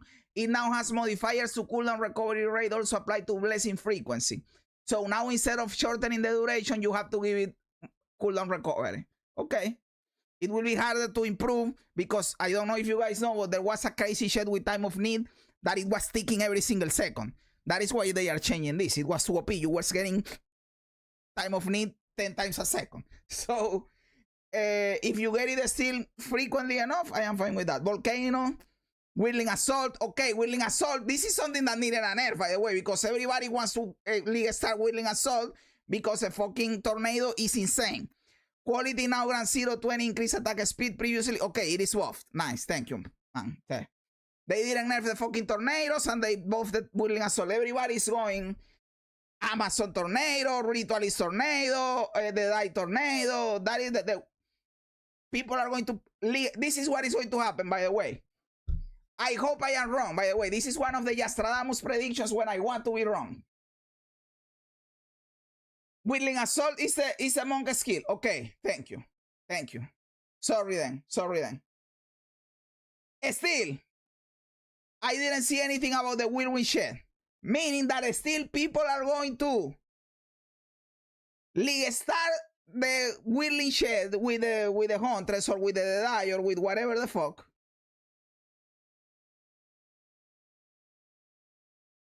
They are going to start that build, and then they are going to swap to the custom create comments. That is what is going to happen, right? The Twister is the one that I am saying. You start the Twisters, you start like an insane motherfucker, you get your gear, and then you swap to custom create comments. Easy.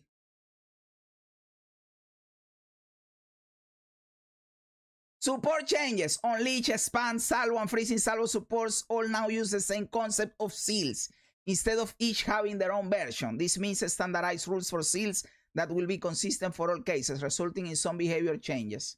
Freezing Salvo and Salvo support previously had an extra restriction that the relevant skill could not gain seals while you were performing that skill. This is no longer the case, okay?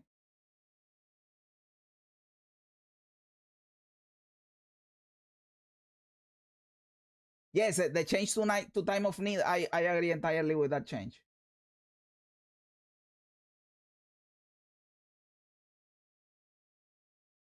And yes, let me tell you, people are going to prepare yourself for all this week to start looking at videos. My League Starter is going to be the Twister Shell. Prepare yourself. Some people are going to do it with the Amazon. Some people are going to do it with the new Spirit Walker. Some people are going to do it with the Ritualist. Some people are going to do it with the Die. But Twister Dogshit is going to be the League Star of choice for people. Prepare yourself to see 10,000 videos about this shit.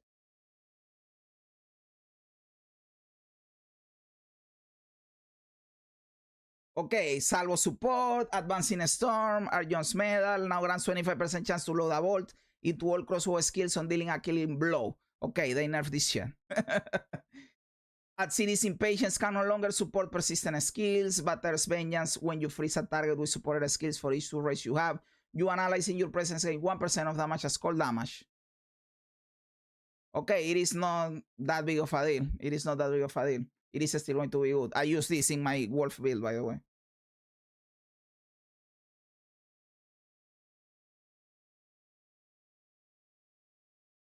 I am reading. The LSSI now grants plus 5% to quality of supported skills.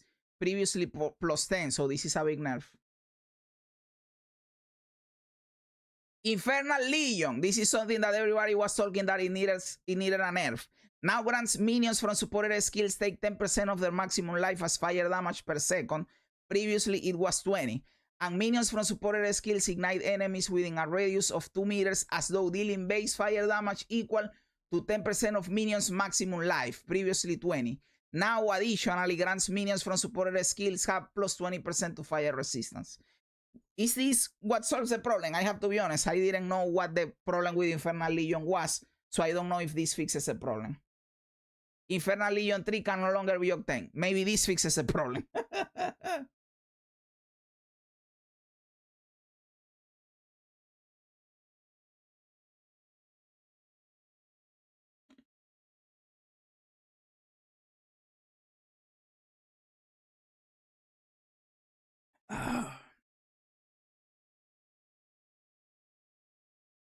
Overabundance now properly describes that it cannot support persistent skills.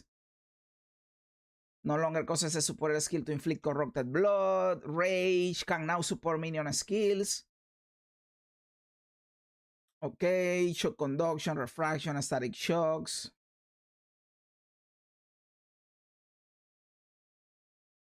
Okay, Bolt now grants supported skills gain 2 voltaic charge per meter traveled, previously 3, so they nerfed it even more. Supported skills now also gain 1% of damage as extra running damage per voltaic charge. Previously 5 per 10. Okay, okay. This part is kind of above, right? Unique item changes. The Eternal unique boost no longer grant 10% less movement speed and skill speed per dodge roll. The Apex Supremacy unique focus no longer has faster start of energy shield recharge. The Atsiris Acuity unique gloves, okay, these are huge, have been reworked. No! They now grant increased armor, maximum life, leash of physical attack damage as life, and 10% of physical damage dealt by your hits causes blood loss and Val Pact. They also grant the Herald of the Royal Queen skill. Val cultivation or outcomes on Atsiris Acuity have also changed. Existing items are not affected by this change. Okay, this is not, I think this is even good. This is even good, right? I think I have some of those motherfuckers over here. Let me see.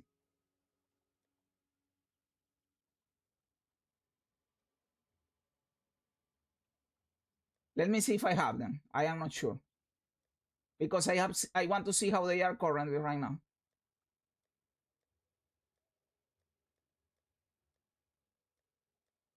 The marketplace.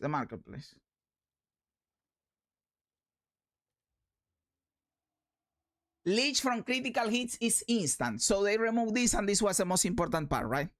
This is what you wanted with this shit. The leech from critical hits is instant. Now you no longer have that shit. And that was the important part. So we have to see what the fuck is Val Pact, right? Maybe some people know what it is, but I don't remember.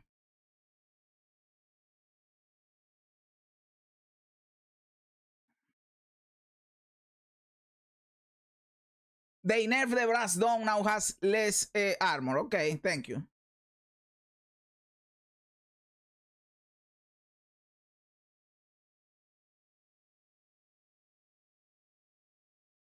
Okay, the high risk Ayer unique body armor now has 100 to 150 increased evasion rating. They nerfed it and gain 10-20 of damage as extra cold damage. They nerfed the damage to existing version, so they nerfed the high risk Ayer in every single category. Okay.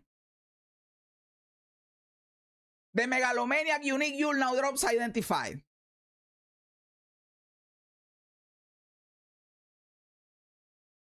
Is there even a way left to get instant leech? I don't know. I don't know. The Plague Finger unique gloves now cannot inflict elemental ailments. So they nerfed the Plague Fingers. Okay. The Price Pain unique ring no longer has deal your thorns damage. The Radiant Glyph unique helmet now has enemies in your presence are ignited as though dealt 200 base fire damage, previously 100. They buffed them, right?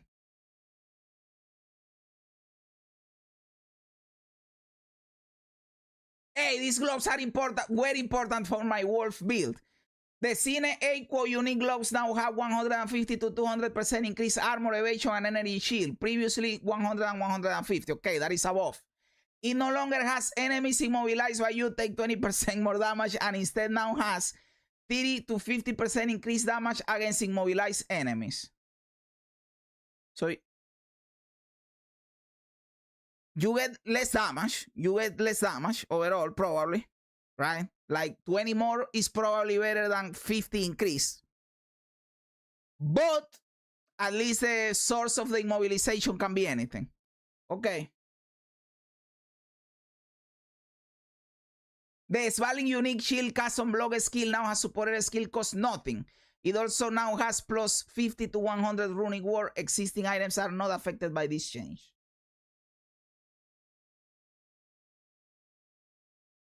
Greater and perfect currencies have been made somewhat rarer, with transmutation and augmentation being made significantly rarer. Okay, thank you, man. Greater ores of transmutation and greater ores of augmentation now have a minimum modifier level of 44, previously 55, making them more accessible. They can now begin dropping in Act 4. Divine orbs are now more common. Okay, people that like things, you can be happy. Oh, look, a thing! Dopamine!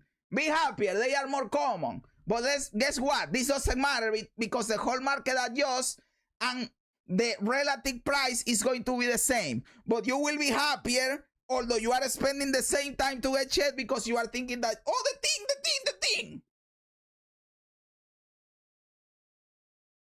The corruption outcome that randomizes the numeric values of the modifiers on an item beyond the normal range now multiplies each other based on the current value instead of randomizing the value.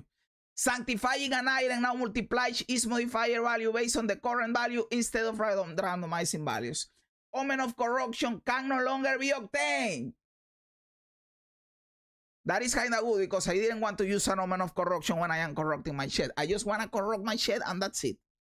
Martial weapons and flasks found in the campaign are now more likely to be of the highest base type available at that level. That is good. The overall number of essences found in the campaign has been increased. The amount of armor granted by items and modifiers has been increased as you get to higher levels. At level 65, you should have approximately 30% more armor, tapering down to 50% at level 80 plus. Thank you. Mark talked about this in the interview where he said that armor and evasion, people were getting way less than that they wanted people to have, so they are increasing the base number so that people have the actual correct amount that they are expecting people to have, that the game is balanced around. The amount of energy shield granted by items is now roughly 80% more, so they are still buffing energy shield as well, but not even as much as armor and evasion, so don't get alarmed. The Vile Robe armor base type now has 171 base energy shield. They nerfed it. The base armor of existing items will automatically adjust, while armor modifiers can be upgraded with a divine arm. Increase the base weapon range of some martial weapons. The obliterator bow and artillery bow base types now have attack, blah, blah. Implicit modifiers, whatever the fuck. We are not going to read all that shit. Alternate quality items from Breach Catalyst may now be salvaged to return a portion of the Catalyst use. That is fucking awesome because I salvage my shit. Getting things from salvage is cool. The +2 level of all melee skills modifiers on 200 attack weapons now has a value of +5. It used to be at +7. I know we wanted a buff, and I am okay with this. But what do you think, Papi? That people are going to say, no, it is nerfed. I am not going to put plus skills on my shit. No, the only difference is that instead of being +7, now it is +5. But everybody's going around with the plus skills in the weapon. Like, that is the only difference, right? For the projectiles on 200 attack weapons is +5 as well. In the one-handed, it is +4.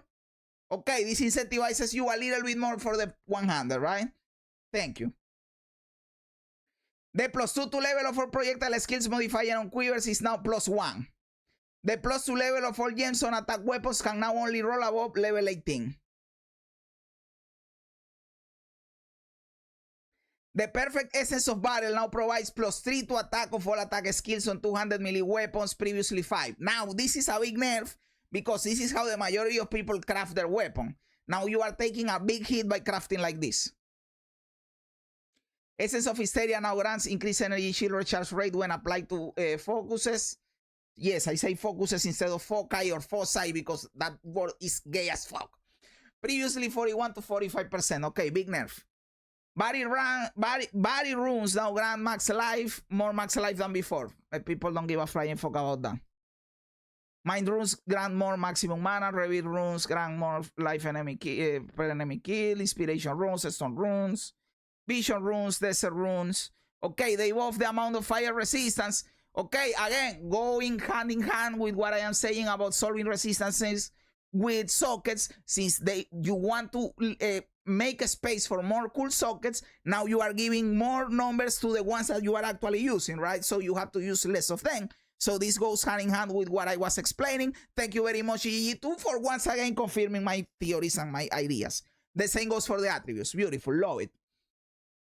Standard rune bonded modifiers now grant blah blah blah. Lesser reveal runes, greater reveal runes. Crazy. I am like, this is too much, man.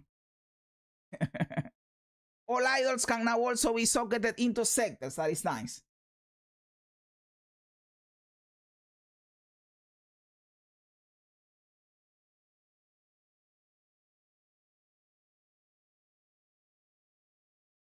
Idol of Sirius now grants allies in your presence have 8% increased movement speed when socketed into a sector. The bonded modifier now grants 20% reduced slow potency, previously 15%. By the way, guys, I never did a video about this because I wanted to preserve my farming method. But in 0.4, I made a ton of money, and I mean a ton of money. And this is the only time that I am going to tell you, because maybe this will give me money again in this league. But you know what I did? If you come to the currency exchange and you go into the incursion mechanic, you will find this thing in here that is called Orb of Extraction. Destroys an equipment item, returning any augments socketed in it. Do you know what I used to do with this shit? There were some idols or cores, sword cores, that were expensive, like 2 divines, for example. And this is very cheap. I don't know how much it is, but it was very cheap at that point in time. No stock. Well, I don't know. They were very cheap. So they were free. And I bought items that, you know, that when you have socketed something, you cannot take it out unless you use this. It is already socketed, right? But when you use this, you destroy the item. I bought items for 1 divine that had a socketed soul core or idol at 2 divines, at 3 divines. And I used this and sold the socket in the currency exchange and made money like crazy. I cannot tell you how much money I made doing this, by the way. And you cannot say no, but who is doing this? People do it because they are replacing the item and they sell it. I was all the time checking the prices of the soul cores, the runes, the idols, and checking what was selling and buying and destroying, and selling the cores and selling the sockets. So yes, I made a lot of money doing that. I am saying it right now so you can use it, but I am probably not going to repeat it during the league so I can continue doing it, right? Because when you popularize something, it goes to shit. Now I am selling my items based on the socket. Do it. Go for it.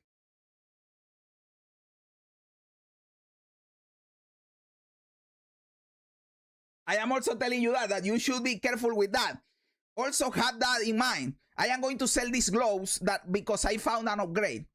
But these gloves, I can sell them for 1 divine. But hey, the socket I have in these gloves is 2 divines. Don't sell the gloves. Destroy the item and sell the socket, right? That is another way you can look at it. Okay, let's continue. I remember because the Sirius one, the Ralakesh, the Sirius, these 2 idols were 2 of the idols that I used to do that.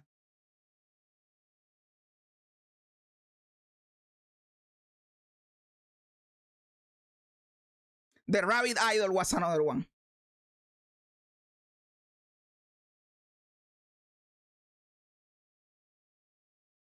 Increase energy shield recharge rate suffix modifiers can now roll on intelligence body armors. Okay.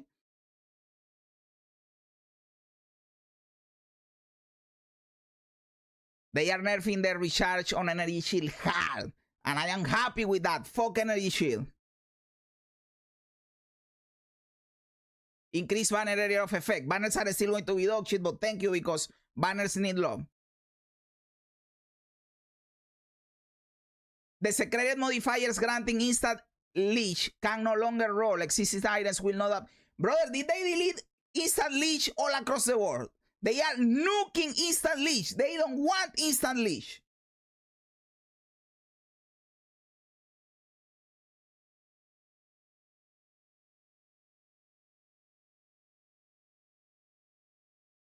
Oswald no longer undercuts you for the priceless idols found in Act 3. Now offering you 3, 4, 6. Who cares about that? The gold price of weapons for asynchronous trade have been increased. Okay, they want you to use more gold. The desecrated man modifier of Union is no longer functional. Thank you!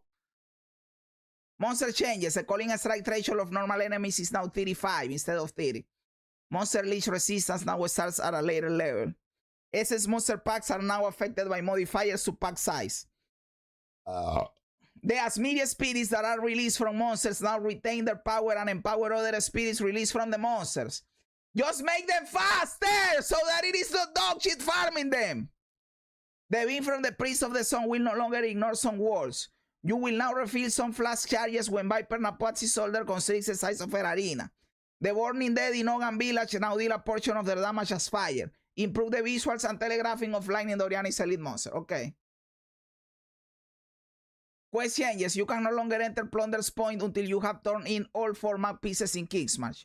You now receive a greater mind room in the Halls of the Dead. You no longer need to visit the Halani Gates in order to access Traitor's Passage. Okay. User interface. Accessibility settings to increase the size of pop-ups. Dedicated keybind to perform a dodge roll. Thank you! Thank you! I needed this shit, man! Now I can separate the dodge roll for running. Guys, do you remember how many times I died to the balls of the Arbiter of Ash? Because when I was dodge rolling, I started sprinting. They separated it. Now I can have a sprint in one key and dodge rolling in another key. Thank you, man. Thank you.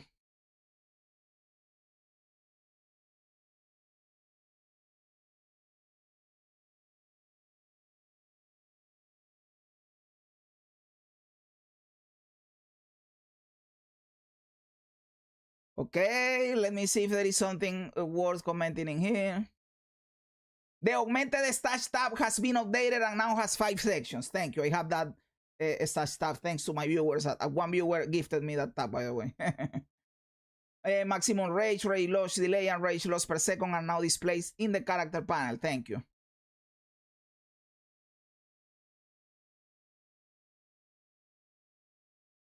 You can now set favorite trades on the currency exchange when using mouse and keyboard. Thank you. This was implemented in PoE 1, so they are bringing it to PoE 2. You can now pin a tracking scroll to your social profile. You can now preview microtransaction weapons. Added a top-down camera view for editing your hideout. Hey, that is very good. That is cool. I am not a hideout modder, but I know that for people that work on hideouts, that is huge. Reward the currency exchange UI when playing with a controller. Okay, for people that play with a controller or on console. Microtransaction changes, don't give a fuck. Fix box. Guys, in box, there is always good stuff. Like in box, they can make or break a build. But do I want to read the box? I don't want to read the box, man. I know that there are probably cool stuff in here that destroys builds or fixes builds. But I don't want to read all the fucking box, man. Let's be honest in here. What do I think about the patch notes? I think the patch notes deliver in what it was proposed to deliver, which Mark said it in the interview. The patch notes are going to be like the new content. We didn't do much balance changes because we are focusing the endgame content, and that is what we are getting in here. They are showing us all the new content, and they are revamping the old content that needs to fit with the new content, like the sockets, right? But in terms of balance, they didn't deliver much. The thing is that I am, okay, you were not going to do a lot of balance, but the balance you did do is weird. right? You nerf some things that I don't know if they needed nerf. You buff some things that I don't know if they needed buffs. And the things that needed nerfs and the things that needed buff, you didn't touch. I think that people are going to league start the Twister Spear, and they are going to still go into, they are going to transition into a custom crit or custom element comet build in the end game. Yes, comet damage was nerfed. It is still going to be OP as fuck. So people are going to probably complain about balance, but I am still overall happy because of the amount of content, because I don't have to play the dogshit meta builds, and I think that a lot of builds are going to be unlocked with all the amount of content of classes, of skills, of crafting, of sockets, or different types of mechanics for different type of builds. So let's see what happens. I have to say that I am really, really excited about the league. I am happy with what I am seeing. And again, I know that some people are going to be mad about the balance, but this was not a balance patch. This was not a balance patch. I am not unhappy. They are going to probably do a 0.5.5 3-4 months from now with a balance patch, right? So let's see what happens. Let's see what you guys have been saying. Heavy Stone, because UI friend is the worst thing I have seen in gaming. Glad Druid survived. I am also glad Druid survived. No nerf to Custom Creed. Isn't that kind of crazy? It is very crazy. It is very crazy. Wyvern Star, it is then. Hey, go for the Wyvern, man. They did it. They buffed the Wyvern. They buffed the Wyvern. Custom Creed was just overkill at best. Problem with Custom Creed is the least to keep you alive now. Only the Blood Mage can sustain your life total now. People always figure something out, right? And when you are killing everything at the speed of light, that is a defense in itself.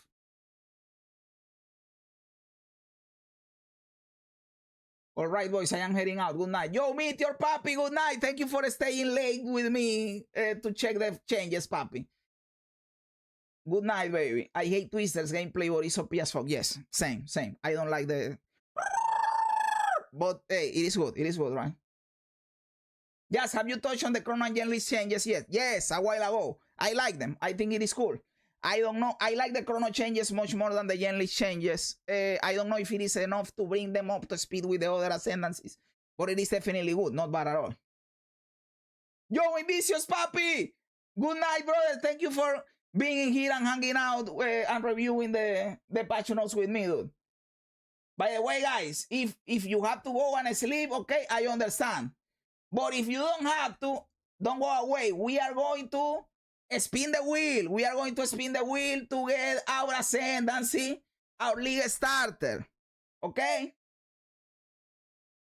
I told you guys that I was going to do it after reviewing the patch notes. We reviewed the patch notes. We are happy. Now we are going to spin the wheel. And I've been working this last week in a project for the wheel. I built my own website to spin the wheel. You guys can access this website, of course. I built my own website for spinning the wheel with a lot of cool things. Obviously, this is not finished. We are going to keep improving it, but this is only what I could get in 1 week of work, right? They nerf Custom Creed indirectly by nerfing the comet. I know, but that nerf is not enough. That nerf is not enough. Like a little bit of damage in the comet, that is not going to break the build. No way in hell. Yo, Talk Smart Papi, how you doing, dude? Can we say if they stealth drop another ascendancy before League start, you respin? I probably wouldn't respin. Last time they dropped the barrage and I didn't respin. So fuck it, I don't respin. Was Witch Hunter buffed or nerfed? It was nerfed. But honestly, it is a nerf, but I don't think it breaks the character. Hope you get the boss taming one. I also want to get that one. I am going to go look for a drink because I am going to scream and I need my drink. And when I come back, we spin the wheel and I explain the website and all of that. I am very happy with my website, by the way, guys. I did all of this from scratch.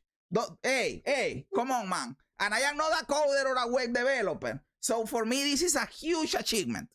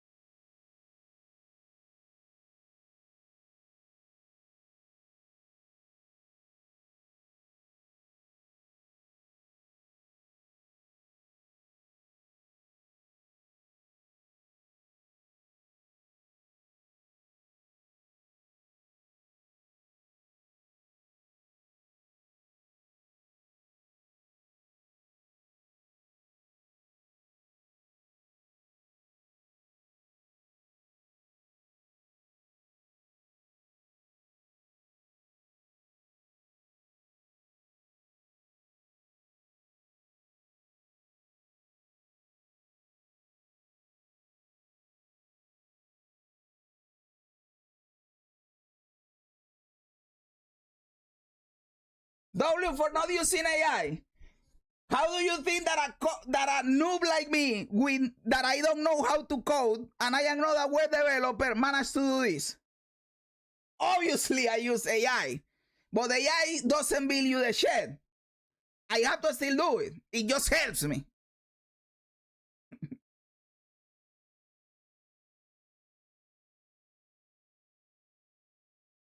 If they delete comment from the game, I am pretty sure people will just use a different spell. Yes, exactly. Also, I have to go soon. Thank you so much for the stream. Hey, thank you so much, Kaya. Have a great night. Why you gotta do bridge for minion rings? Hey, that is how it works. That is how it works, baby. Wheel of Fortune, let Jazz get what he wants, please. The wheel picker eliminates classes, doesn't pick it, Lord. Yes, I am going to add a feature where you can toggle that. I have not done it yet. I do the elimination because I do it like that for my videos, right? To create more expectations, to actually make a video. But I know that people just want to do one spin and get their ascendancy. I am going to add a toggle down here that you go from elimination to classic. But I have not done that yet. But that is one of the features. I was going to talk about the wheel, right? This is, you guys know that I normally use another wheel when I put all the information. But I build this website, which is the wheel with all the classes. I put all the images for the classes in here. We have the Jazzarus in here that you can click and it takes you to my channel. That is fucking awesome. What happens when I click, when I do that, you click and you spin the roulette. You guys know that what I do is that the class that the roulette gives you, it gets eliminated, and you keep spinning and keep eliminating until only one remains. And that is the class that you play. Yo, level-headed Papi, thank you so much for joining the pack. That is fucking awesome, dude. Thank you so much, brother. God bless you, Papi.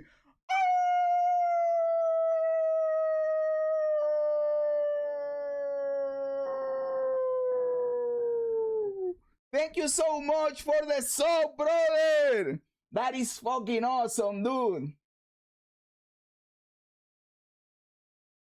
Welcome to the pack, level-headed Papi. So yes, I do it for the video that it eliminates to create like a longer video. And the last one is the one that I play for the League Starter. But I am going to create a toggle in the future that allows you to go with the classic mode. That is one spin, the one that you get is the one that you get. I am also going to put like a list with the ascendancies here in the side so that you can eliminate manually the ascendancies that you definitely do not want to play. Like there are still other things that I want to implement like that. I am also going to implement a wheel for PoE 1 and you can switch between PoE 1 and PoE 2. Those are some of the things that I want to implement. The toggle is very important for the classic or the elimination. The list with the classes so that you can manually choose what classes you want to put into the wheel. That is very important. Some people don't want to go with all the classes, right? So those are future changes that I am going to implement. Bookmark the website, and when I implement changes, they are going to be there, right? No avisa leash on the wheel because you need to be in the late end game to be able to put it there, man. Like, it doesn't make sense, right?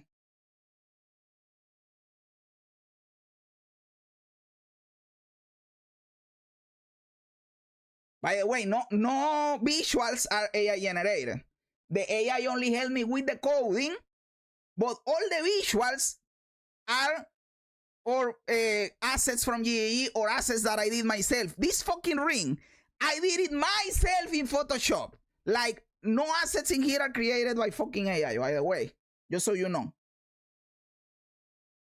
The only thing AI helped me with is the coding. Everything else is created by me or GAE. Like the background is created by GAE, the images is by GAE, obviously, right?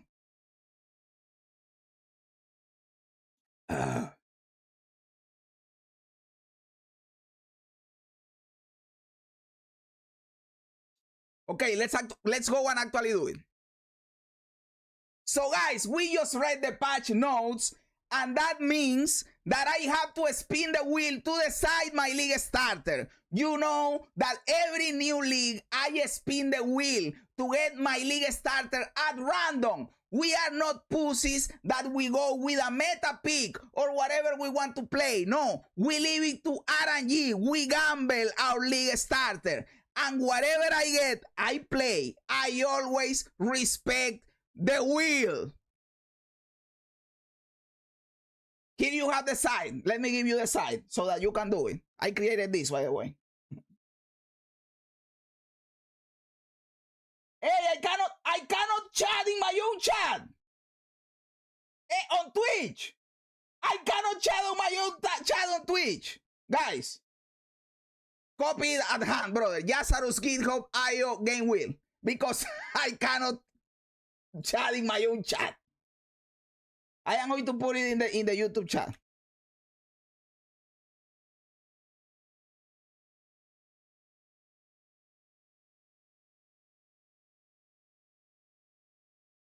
So, after reading the patch notes, I know what I want to play and what I don't want to play.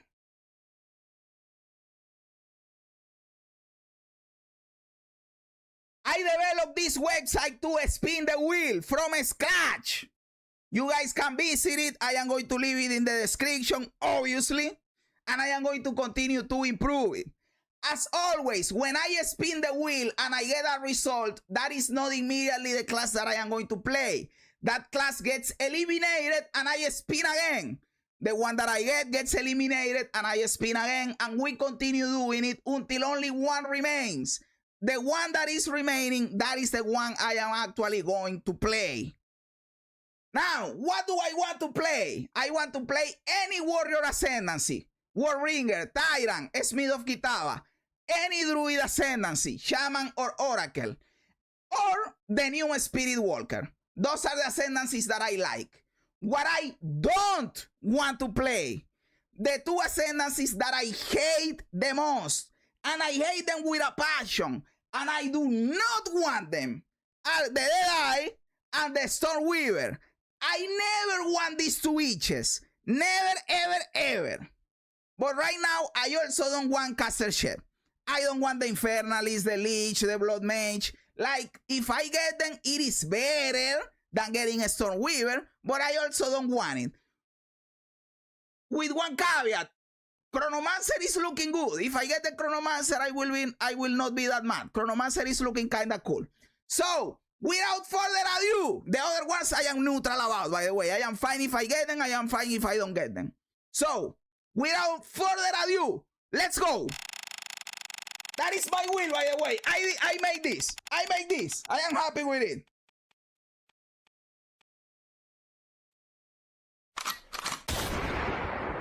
The Blood Mage is eliminated. I am cool with that. Fuck the Blood Mage. Nobody likes the Blood Mage. Fuck the Blood Mage. Get out of here, bitch. Let's go.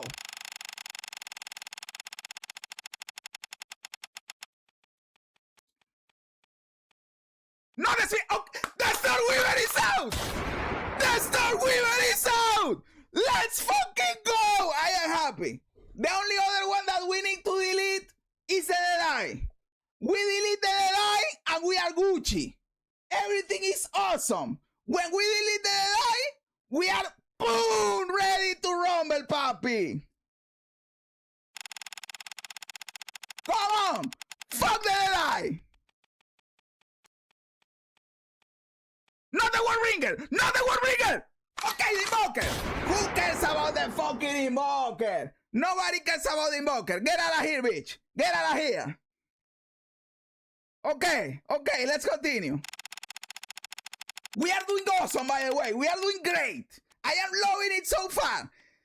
It was time. The Disciple. Get out of here, that shit. Ooh, almost the Deadeye. It was like this of getting the Deadeye, papi. Almost got the Deadeye. Okay, the Disciple of Arasa. Nobody cares. Get that shit out of here. Get that shit out of here. This wheel is going awesome, by the way, because you guys remember that all my wheels also go against me. People are going to say that since I make this wheel, I fuck with the odds. I promise you that I did not. But this wheel is going awesome for me, man. Let's go. By the way, you can. This is in GitHub. You can look at the code. There is no fishy business with the ritualists. Get out of here. Get out of here, the ritualists. Fuck the ritualists.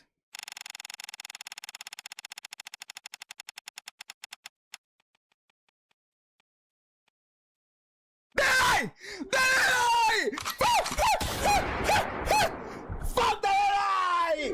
All my homies there hate the dog shit die. Nobody likes the die. Nobody cares about the die. Get fucked in the ass, bitch.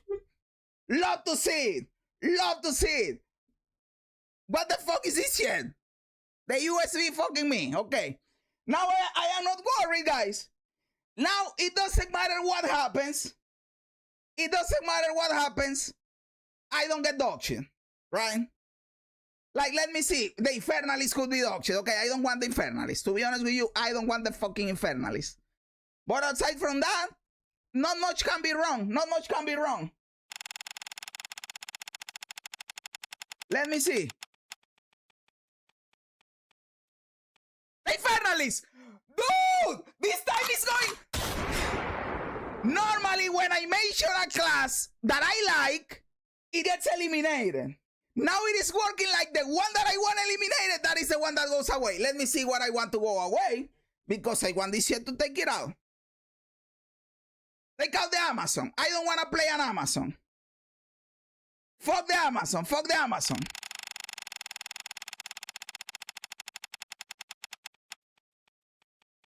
If the Amazon gets eliminated, come on! Go to the Amazon! It was close! It was close to the Amazon. Like, brother, if the Amazon got eliminated, I don't beat the rigged allegations.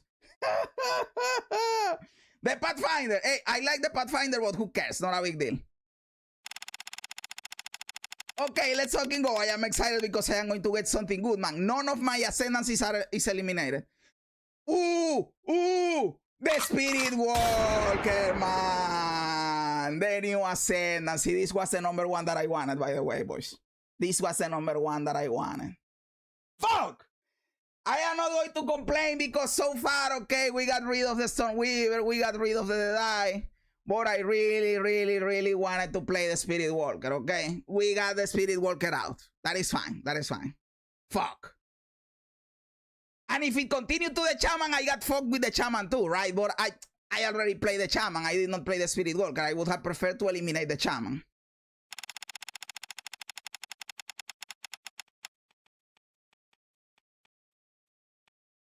The Chronomancer. Okay. the gunshot is really cool, guys. Let's be honest in here. The gunshot, the screen shake, the blood, it looks awesome, man.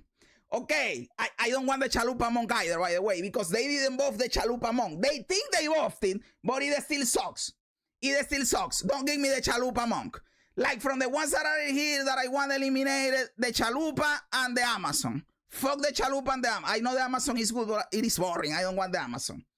Fuck the Amazon and fuck the Chalupa. Come on. Not the Shaman! No! Fuck! This one didn't bring me any satisfaction. I really like the Shaman, dude. The Shaman is fucking awesome. I didn't want the Shaman to go out yet. Imagine that the wheel started cool. Imagine we start losing all our voice and only the dog shit remains. Let's see what happens, man. The Chalupa, not the War Ringer. The Martial Artist. Ooh, the Martial Artist is cool, guys. Let's be honest. I also wanted kind of like, I would be happy if I get the Martial Artist, but I didn't get it. I didn't get the Martial Artist. Fuck, man. That was a good one, boys. You know it. With the way of the fist and getting the Iron Fist. Fuck. Okay, we still have the 3 warriors and we have the Oracle, and they are right beside each other. This is bad, by the way, when they are right alongside each other, because if, for example, the wheel is going to stop at the Tyrant, it goes to the Oracle and it fucks me, right? Fuck the Chalupa, wheel, the Chalupa and the Amazon, please.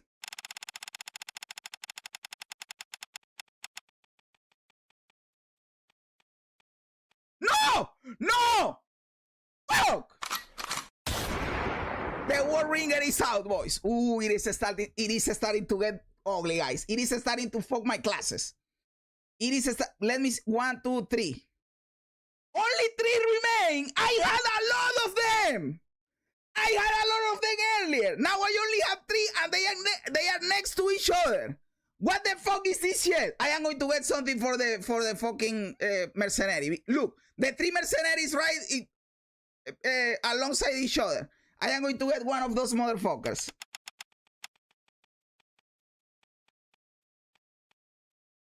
Continue! Continue! No, Leech! Fuck! Fuck! Now only 2 remain. They are taking out all of my dudes. Why? I had like 10 dudes. Now I don't have any dudes.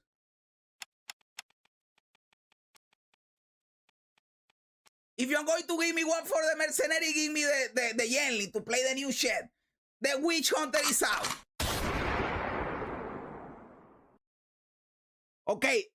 The fucking Amazon and the Chalupa and the Leech are still in. Like, motherfucker. Don't give me the Tactician. I got the Tactician in the roulette in 0.2. I don't want the Tactician again. If you're going to give me the mercenary, at least give me the Yenling, which has new stuff. Motherfucker, this is getting bad. This is getting bad. Don't give me Chalupa. Chalupa sucks dick, man. I don't want the Chalupa. The Tactician. The Chalupa! Go to Chalupa! Fuck! Okay, the Tactician is out. I don't want the Tactician either. That is fine. But the Chalupa is still in, boys. That is a problem. That is a big fucking problem. Okay, here comes the Chalupa. Here comes the Chalupa. Stop! Stop!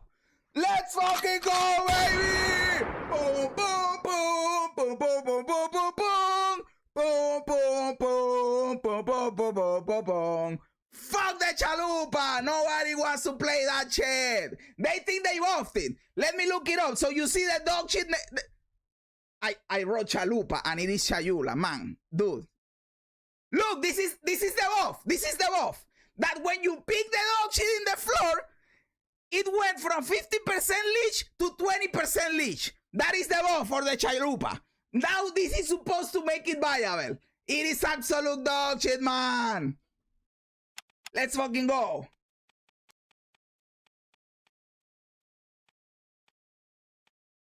The Oracle is gone. The Oracle is my favorite ascendancy, by the way. So they took out my favorite ascendancy. Fuck! Now I only have the Tyrant, boys. Please, man, give me the Tyrant. We are like 50-50, right? Because I told you that I don't want the Leech and I don't want the Amazon. I do want the Tyrant. And from the mercenary ones, I would prefer the Yenling. Okay, we have the Yenling. So at this point, we are 50-50.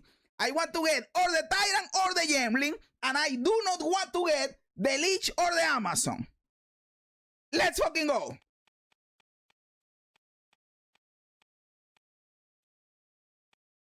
The Yenling is out. Why do I say what I want? I should shut the fuck up. Okay, man, I really don't want to get Amazon. I prefer to get Leech than Amazon. I prefer to get Leech than Amazon. I really don't want to play the Amazon, man.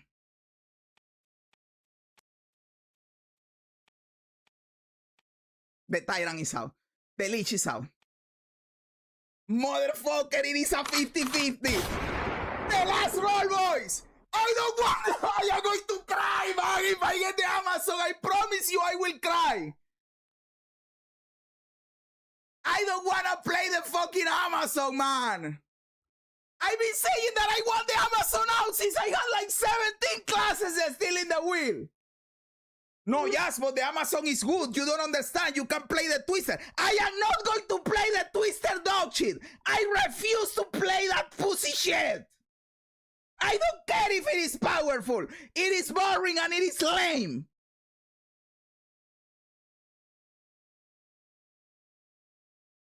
Give me the Tyrant, please. If I get the Tyrant, this is my most beautiful wheel ever, by the way, because I've been wishing for the Tyrant since my first wheel and I never got it. Please, man. Please. No! Continue! Continue!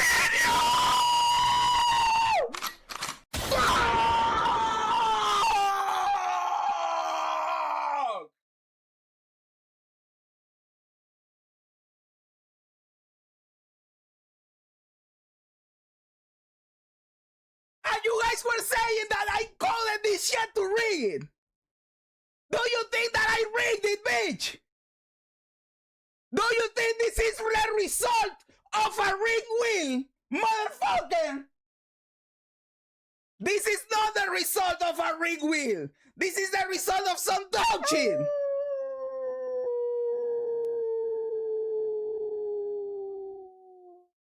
Did you hear that? I recorded that howl just for that. I recorded that howl just for this moment. Look what it says in here. Remember to respect the wheel. I have to respect the wheel, boys. I have to do it. Do I ever get what I want? I never get what I want. Not even close to what I want. What I want, I can only do it in my second character and my third character. My first character is never what I want.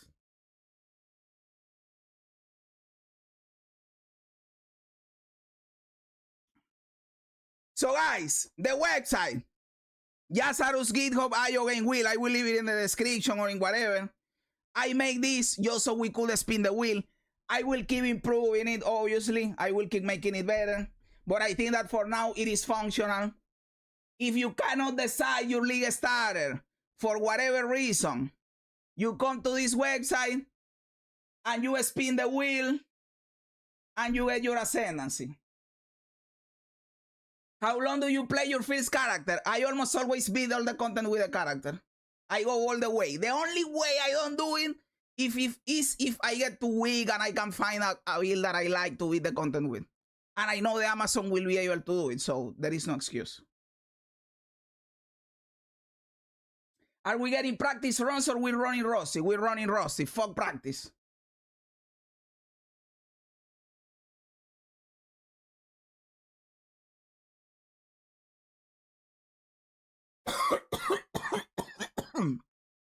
Dude, the Amazon is dog shit, man. What are people playing with the Amazon?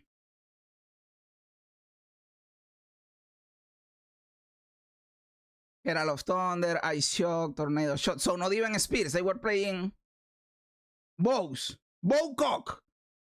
With the Amazon. Bowcock. Ice Shot. People were playing Ice Shot and Lightning Arrow. There is no way in hell I play Lightning Arrow. I hate Lightning Arrow. Two pussy abilities, man. Can you play quarter staffs with this bitch? Let me see. Rare quarter staff. You can do Falling Thunder. That could be cool. I could play Falling Thunder. Whirling Assault. I can play Whirling Assault. Why not? Ice Strike. Okay, not bad, not bad.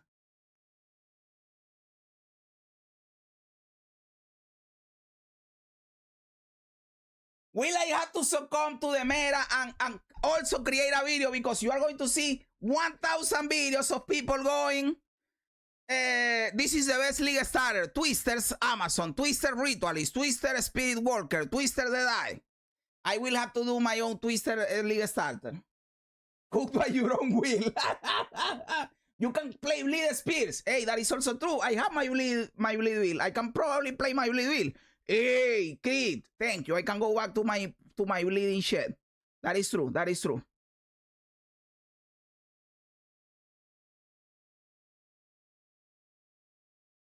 Throw people for a loop and play with a two-hand mace. The problem is that with this ascendancy, it is really hard to make it work, right?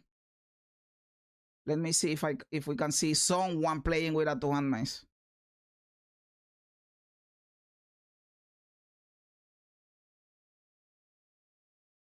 Rare two-handed mace. Some people were doing Hammer of the Gods, Sunder. That is crazy.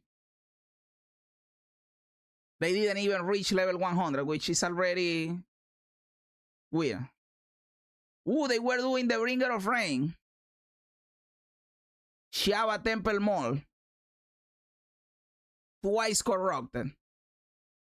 Wind Dancer, Sonder, Mace Strike, Punch, Ritual Sacrifice, Perfect Strike, Hammer of the Ghost, Forge Hammer. Hey, this doesn't look bad. This is cool. Like a classic Sonder build with the Bringer of Rain. This looks cool. I could do this. Soma 04. I could do this for sure.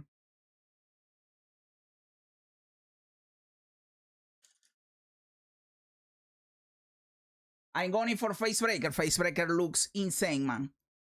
In terms of coolness. It doesn't look insane in terms of power, but in terms of coolness. Facebreaker Amazon. I have to think about it. What about Flicker Strike? Let me. Are people playing Flicker Strike? I have never played Flicker Strike in either PoE, by the way. Ooh, I fucked it up. I fucked it up. Glacial Lance is cracked. Okay. Flicker. 0.9%. But there were people level 100 playing Flicker. Okay. And this one played it with Hollow Pan technique. Okay. Okay. Anything that stood out? To be honest with you, no. What stood out is that they didn't nerf Blood Mage enough. They didn't nerf the Oracle, and they didn't nerf the whole custom crit, custom element shit. That is what stood out. And they nerfed heavily the recovery of energy shield.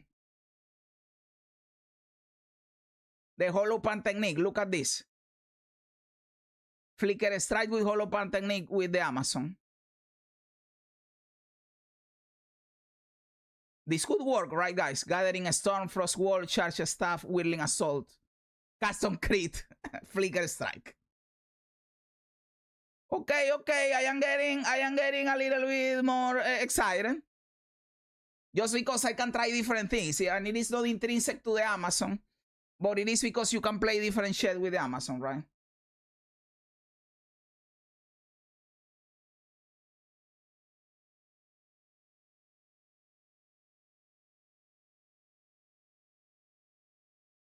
Lightning Speed is great until you get to maps, then it starts showing. Yep, yep, yep. Well, we got the Amazon. We have to play the Amazon, man. I did, by the way, guys. Today, while I was waiting for the patch notes to go live, I was wishing, please don't be ready yet, patch notes. Please don't be ready yet, patch notes, because I was doing the whole animation for the gunshot. So I didn't want to go live and have to spin the wheel without getting the gunshot ready. So I was wishing the patch notes didn't come out to be able to do that. And thank God that when the patch notes came out, I had already done that.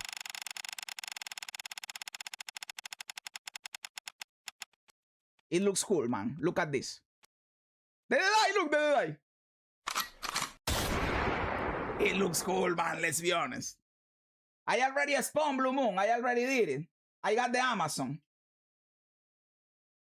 I got the Amazon.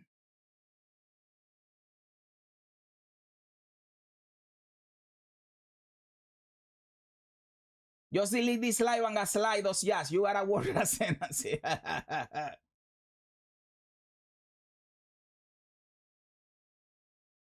I say you do a reroll because you don't have a Visa Leech on there. Nah, that is unfair, man. That is unfair. I didn't put the Visa Leech because to get the Visa Leech, you have to be in the end game. So it isn't fair, right?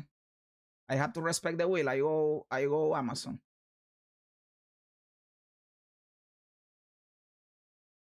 Let me give you the link. For some reason, I don't have the chat for Twitch, so I will put it in the YouTube chat. I will obviously also bookmark that chat, but I will also leave it in the description of the video where I upload the video, obviously.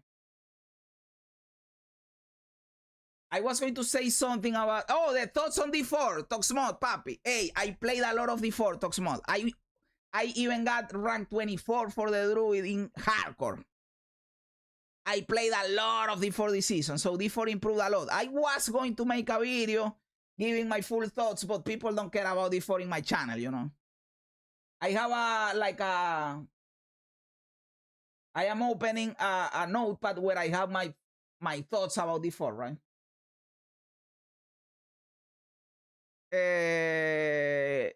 I don't care about the campaign. Trade sucks. It's even worse than the trading how it was in the old trading PoE sucked, right? Do you remember the old trading PoE? It was auction. Well, the trading D4 is even worse. The war plans are obviously better than what we had before. I love them, but I hate that you cannot block activities you don't like. For example, if I don't want to do Hell Tides, I cannot block them, and the only alternative you have is to not pick it, but sometimes you have to pick it. I hate that there is no account wide, and also that there is basically no choice. You pick what is better because there is no opportunity cost. You pick everything you get, you pick the best shit, everybody's running around with the same war plans. Although it is better than before, it is still too casual. There is no, and not in terms of game time because you have to play a lot to get to level 7, but in terms of choosing, everybody goes to rob from the block, pick what he's telling you to pick, and everybody has the same war plan. The echoes, the new activity, they are too rare to do. I hate that. Mephisto is awesome as a boss. I loved the Mephisto fight and that it has 3 faces and everything. But I hated what everybody likes, which is hates, which is that you are locked into doing the animations every time that you try it. The season journey is probably the best thing about the season. Having to do all the objectives, complete the objectives. That is fucking awesome. The Paragon board is still dog shit. This is probably the weakest system in the game and it should be reworked next expansion or something. Paragon board is probably the weakest way of customizing your character. The skill tree is better than before, but it is still a skill wash and you spend like 60% or 70% of your points just leveling up the skills instead of using cool shit. The Horadric Cube is fucking awesome, best thing ever, but it needs some quality of life things to make crafting faster. I like tempering and masterworking. Some people don't like it because it is too deterministic, but I think it is good. The Torment progress and the endgame grind is fucking awesome. I love it. I think it is one of the best things ever. Now you feel that you are actually progressing an endgame and a character to try to accomplish your goals. Once you complete it, it is like you already did everything and you don't want to keep playing. But before that, when you are just starting the season, it feels awesome. And I also like that people complain about balance, and balance is a problem when you want to push the like for the tower or for the pit or whatever. But if you just want to do your season journey, any build can make the content, and I think that is fucking awesome. Any build that you cook, you can make your own build and you can complete the content. You are not going to push for leaderboards or whatever, but you can complete the content, and I think that is fucking great. So that is my review of the new D4.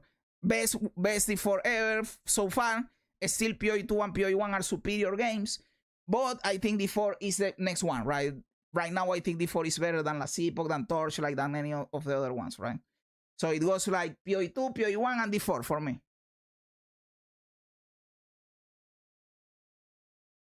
I bought it out of curiosity for all time's sake, and I was not impressed. I think I like the previous expansion more than this one. Ooh, that is weird talks, because I really like this one, man. I think this is the best one so far. Yo, Wombola papi! Even on PoE Ninja, I show this dominant and endgame. Yes, I show this a motherfucker, man. Have you tried Last Epoch? Yes, I have. Yes, I have. I have Last Epoch. I think it is the next one after D4. But I know that some people like Last Epoch more than D4. And it was like that before this expansion. But now with this expansion, I am liking D4 more. PoE 2 is insane. PoE 2 is the best shit ever. Nothing comes close to PoE 2. Yo, World God City, papi! PoE 1 is the only one that comes close. And I know that for some people, PoE 1 is better. For me, PoE 2 is better. I like PoE 2 more. But PoE 1 is also insane, obviously. Like you have PoE 1 and PoE 2 in tier S, right? And then you have 40 kilometers of dog shit. And then there comes the other tiers for the other games. But at the first spot, you have PoE 2 and 1. But yes, boys, like we did what we came to do. We reviewed the patch notes. Again, I am happy in the sense that the new content is cool. We knew that the patch was not going to be that transformative in terms of balance. So I am not unhappy because we already knew this. Mark told us. But the meta game, unless something from the new things is going to be insane and we don't know it yet, it's going to look similar to the last meta game.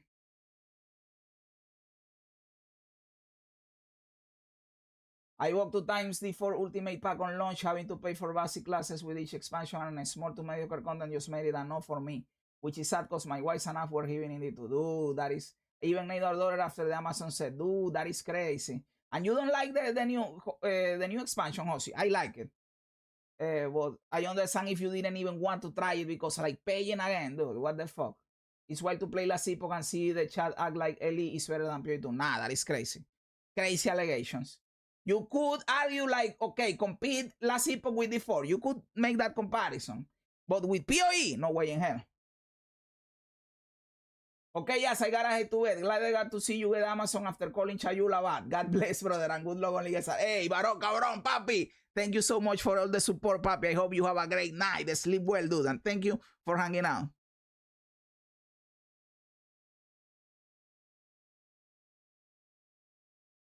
Haven't played in the Spirit class. Just not worth it for me when PoE 1 and 2 offer so much more. And yes, PoE 1 and 2 are insane.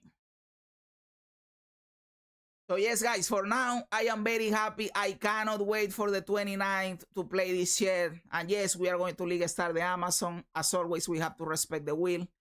I still don't know what bill I will play. I almost always decide when I am playing based on vibes, on what I like, on what I don't like in the moment, you know. So I don't make any promises for the actual build, but Amazon it is. Amazon it is. Let's fucking go, man. Guys, thank you for reading the patch notes with me. You guys are fucking awesome, man. Thank you for everything. You guys are insane with the support, with the good vibes. It is always awesome to hang out with you guys because it is fun, it is cool. You guys are cool. So thank you so much for everything. Remember that if you are on Twitch, follow my, subscribe to my YouTube. It is quick, it is easy, it is free. You get content, I get a sub, win-win situation. Just sub to my YouTube, dude. Don't be like that. Also, if you are on YouTube, follow my Twitch. It is quick, it is easy, it is free. You click the follow and you get a notification when I go live. How awesome is that? Also, join my Discord. I am always active on my Discord. Easiest way to communicate with me when I am not live. And when I do my debates where you disagree with me and we debate, you have to be on my Discord to do that. So join my Discord, dude. Also, I made a website to spin the wheel. Dude, bookmark the website. Join the website so that you can spin the wheel and get your ascendancy. And there you go, papi. Thank you so much for everything, guys. Have a great night, day, afternoon, whatever it is where you live. Hug your family, kiss your family, dude. Life is beautiful. Being happy is a decision. Decide to be happy today. God, please bless every single person that is here. Make them happy. Make their families happy. Make their wishes come true. Guys, thanks for being here. You guys are awesome. God bless you. And remember, don't be afraid ever because this is just a ride.